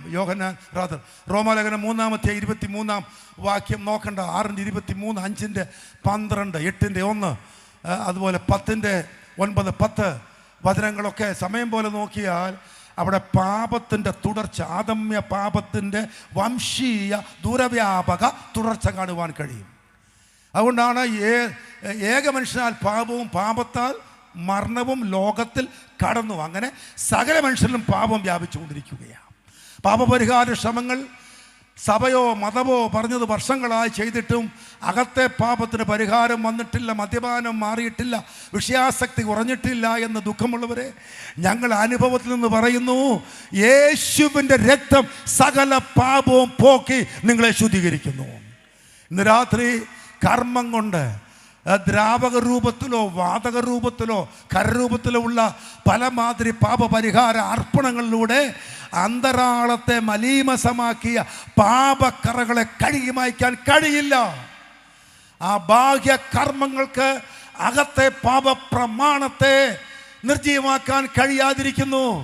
ആ സാഹചര്യത്തിൽ മതങ്ങൾ പരാജയപ്പെട്ടപ്പോൾ, സഭകൾ ആചാര്യന്മാർ മുട്ടുമടക്കിയപ്പോൾ, ദൈവത്തിൻ്റെ നിത്യ കാര്യപരിപാടിയിൽ മാനവ പാപപരിഹാരത്തിന് വേണ്ടി ആമേൻ രക്തം ചിന്തുവാൻ പരിശുദ്ധനായവനെ, ഓമനക്കുമാരനെ, ഏകജാതനെ ജഡമെടുക്കാൻ അനുഭവത്തിലേക്ക് അയച്ച് അങ്ങ് 33 തിരുവയസ്സ് വരെ നാടെങ്ങും സഞ്ചരിച്ച് നന്മ ചെയ്ത് രോഗികളെ സൗഖ്യമാക്കി, ഭൂതങ്ങളെ പുറത്താക്കി, മരിച്ചവരെ ഉയർപ്പിച്ച ഒടുവിൽ ദൈവത്തിൻ്റെ നിത്യ കാര്യപരിപാടിയിൽ കാൽവരി കുരിശിന്മേൽ യാഗമായി തീർന്ന് മരിച്ച അടക്കപ്പെട്ട് പാപപരിഹാരം വരുത്തി 3-ാം നാൾ പ്രോജനായി ഉത്ഥാനം ചെയ്ത് തൻ്റെ ജനത്തിനു വേണ്ടി മധ്യസ്ഥണിക്കുന്ന കർത്താവായ യേശു ക്രിസ്തു ചിന്തിയ പുണ്യ രക്തം എൻ്റെ പാപക്ഷമയ്ക്ക് വേണ്ടി എന്ന് ഇന്ന് രാത്രി ആര് വിശ്വസിക്കും, അവരെ ഈ രാത്രി യേശു വിശുദ്ധന്മാരായി പ്രഖ്യാപിക്കുവാൻ പോകുകയാണ്. ആമേൻ. പാപപരിഹാരം ഇവിടെ വന്നിട്ടുണ്ട്. യേശുവിൻ്റെ രക്തത്തിൻ്റെ തളിപ്പ് പാപിയായ സുഹൃത്തെ നിങ്ങളുടെ പാപങ്ങൾക്ക് പരിഹാരമാകാൻ പോകുകയാണ്. അതിലേക്ക് കർത്താവ് ഒരുപാട് പേരെ വിളിക്കുന്നു. രണ്ടാമത്തെ മണ്ഡലം ദൈവസഭയോടുള്ള ദൈവാത്മ ഇടപെടലാണ്. ആ വചനം എനിക്ക് വളരെ ശ്രദ്ധേയമായി തോന്നി. ഒന്നുകൂടെ വായിച്ചവനെ, അശുദ്ധി ചെയ്യുന്നവൻ, അനീതി ചെയ്യുന്നവൻ ഇനിയും അനീതി ചെയ്യട്ടെ, അഴുക്കുള്ളവൻ ഇനിയും അഴുക്കാടട്ടെ. ആ പ്രയോഗം കൂടെ മതാകുട്ടി ഭാഷ എനിക്കിഷ്ടപ്പെട്ടു. ഇംഗ്ലീഷിൽ അങ്ങനെയില്ല. അഴുക്കുള്ളവൻ അഴുക്ക് ആടട്ടെ. മൊത്തത്തിലൊരു ആട്ടമാണല്ലോ ഈ അഴുക്കിനകത്ത് ആടുക. പൊതുവേ എടാ അഴുക്കൻ ആടിക്കോ, കർത്താവ് അങ്ങ് വിട്ടുകൊടുത്തേക്കുക. പക്ഷെ ദൈവസഭയോട് പറയുന്നു, വിശുദ്ധൻ ഇനിയും തന്നെ വിശുദ്ധീകരിക്കട്ടെ. അതെനിക്കും ഒരു ദൈവശബ്ദമാണ്. ആളുകളെ പഴി പറഞ്ഞും കുറ്റപ്പെടുത്തിയും വിമർശിച്ചും അവരുടെ വിശുദ്ധിയെക്കുറിച്ചൊക്കെ ചോദ്യം ചെയ്ത് നടക്കാൻ എനിക്ക് അനുവാദമില്ല. കർത്താവിൻ്റെ സഭയോട് ദൈവാത്മാവ് പറയുന്നു, അഴുക്കുള്ളവനെ വെറുതെ വിട്. അത് സഭയ്ക്കകത്തോ പുറത്തോ അവൻ പൊയ്ക്കോട്ടെ. വിശുദ്ധനാണ് നിങ്ങളെങ്കിൽ തങ്ങളെ തന്നെ വിശുദ്ധീകരിച്ച് കർത്താവിൻ്റെ വരവനായി ഒന്ന് കരമുട്ടി സമർപ്പിച്ച് യേശു വരാറായി, വിശുദ്ധന്മാരെ ചേർക്കാൻ കർത്താവ് വരാറായി, വിശുദ്ധൻ ഇനിയും തന്നെ വിശുദ്ധീകരിക്കട്ടെ. നാലാമത് ചെന്ന് ഞാൻ ആദ്യം പറഞ്ഞതാണ്, പരിശുദ്ധാത്മാവ് ഇന്ന് രാത്രി നമ്മെ ഒരുപാട് പേരെ വിളിക്കും. ചെറുപ്പക്കാരെ, യുവാക്കളെ, മക്കളെ, ആരാധനയ്ക്ക് വന്ന് സ്നാനപ്പെട്ട് ആത്മീയത അവിടെ കൊണ്ട് മതിയെന്ന് ആരും പറയല്ലേ. അമ്മച്ചിമാർക്കുള്ളത് അഭിഷേകം ഒന്നും വിചാരിക്കരുതേ. നിങ്ങളുടെ കരുത്തുള്ള തൊണ്ട കൊണ്ട്. ആമേൻ. ഞാനൊക്കെ ചിലപ്പം ശക്തമായിട്ട് ദൈവത്തെ സ്തുതിക്കും. എൻ്റെ കണ്ണ് നിറയും. സഭകളിലൊക്കെ യോഗത്തിന് പോകുമ്പോൾ ചെറുപ്പക്കാർ തകർത്ത് ദൈവത്തെ ആരാധിക്കുമ്പോൾ, അപ്പച്ചന്മാരല്ല ചെറുപ്പക്കാർ വന്ന് ആത്മാവിൽ ദൈവത്തെ സ്തുതിക്കുമ്പോൾ, അന്യഭാഷ ജ്വലിക്കുമ്പോൾ ഞാൻ ഓർക്കും, ഞങ്ങളൊക്കെ കടന്നു പോയാലും ദൈവസഭയുടെ കരുത്ത് ചോരില്ല. കരുത്തന്മാരെ അഭിഷേകത്തോടെ ദൈവം നിർത്തിയിരിക്കുക. പിതാക്കന്മാരെ, മാതാക്കളെ, നിങ്ങളുടെ മക്കൾ നിങ്ങളെക്കാൾ അഭിഷേകത്തിൽ ജ്വലിച്ച് ദൈവത്തെ ആരാധന കണ്ടിട്ട് മരിക്കാൻ ദൈവം എനിക്ക് ഭാഗ്യം നൽകട്ടെ ആരാധിക്കട്ടെ. എൻ്റെ മക്കൾ, എൻ്റെ ശബ്ദം കുറയുമ്പോൾ, എൻ്റെ ശക്തി കുറയുമ്പോൾ എൻ്റെ കുഞ്ഞുങ്ങൾ ദൈവത്തെ നൃത്തം ചവിട്ടി ആരാധിക്കാൻ കരമുട്ടി ഒന്ന് സമർപ്പിച്ച് പ്രാർത്ഥിച്ചോ. ആമേൻ. യൗവനക്കാർ ആത്മാവിനാൽ ജ്വലിക്കട്ടെ. കുഞ്ഞുങ്ങൾ അഭിഷേകത്തിൽ ത്രസിക്കട്ടെ. ദൈവസഭ ആത്മാവിനെ പാനം ചെയ്ത് ദാഹിക്കുന്ന എല്ലാവരും വന്നു കുടിക്കട്ടെ. ഇച്ഛിക്കുന്നവന്റെ അകത്ത് നിന്ന് ആമേൻ പരിശുദ്ധാത്മാവിന്റെ നദികൾ ഒഴുകാൻ പോകുക. ഇന്ന് രാത്രി എല്ലാവരും എഴുന്നേൽക്കാൻ ദൈവമുമ്പാകെ ഒരു പാട്ട് പാടി മക്കളെ. പെട്ടെന്ന് ഒരു ആരാധന ഗീതം പാടിക്കേ. Everybody stand up. എല്ലാവരും നിന്നാട്ട് ഒരു സെക്കൻഡ് കരങ്ങളെ അടിച്ച് ഈ കുഞ്ഞുങ്ങൾ നമുക്കായിട്ട് പാടും. ഒരു ആരാധന ഗീതം പാടുമ്പോൾ ശക്തമായിട്ട് എല്ലാവരും ചേർന്ന് പാടി ദൈവത്തെ ആരാധിക്കാം. എല്ലാവരും കരങ്ങളെ തട്ടി ആത്മനിറവിൽ അഭിഷേകത്തിൽ നിന്ന് രാത്രി എല്ലാവരും ദൈവത്തെ ശക്തമായിട്ട് ആരാധിച്ചാൽ. ജീസസ്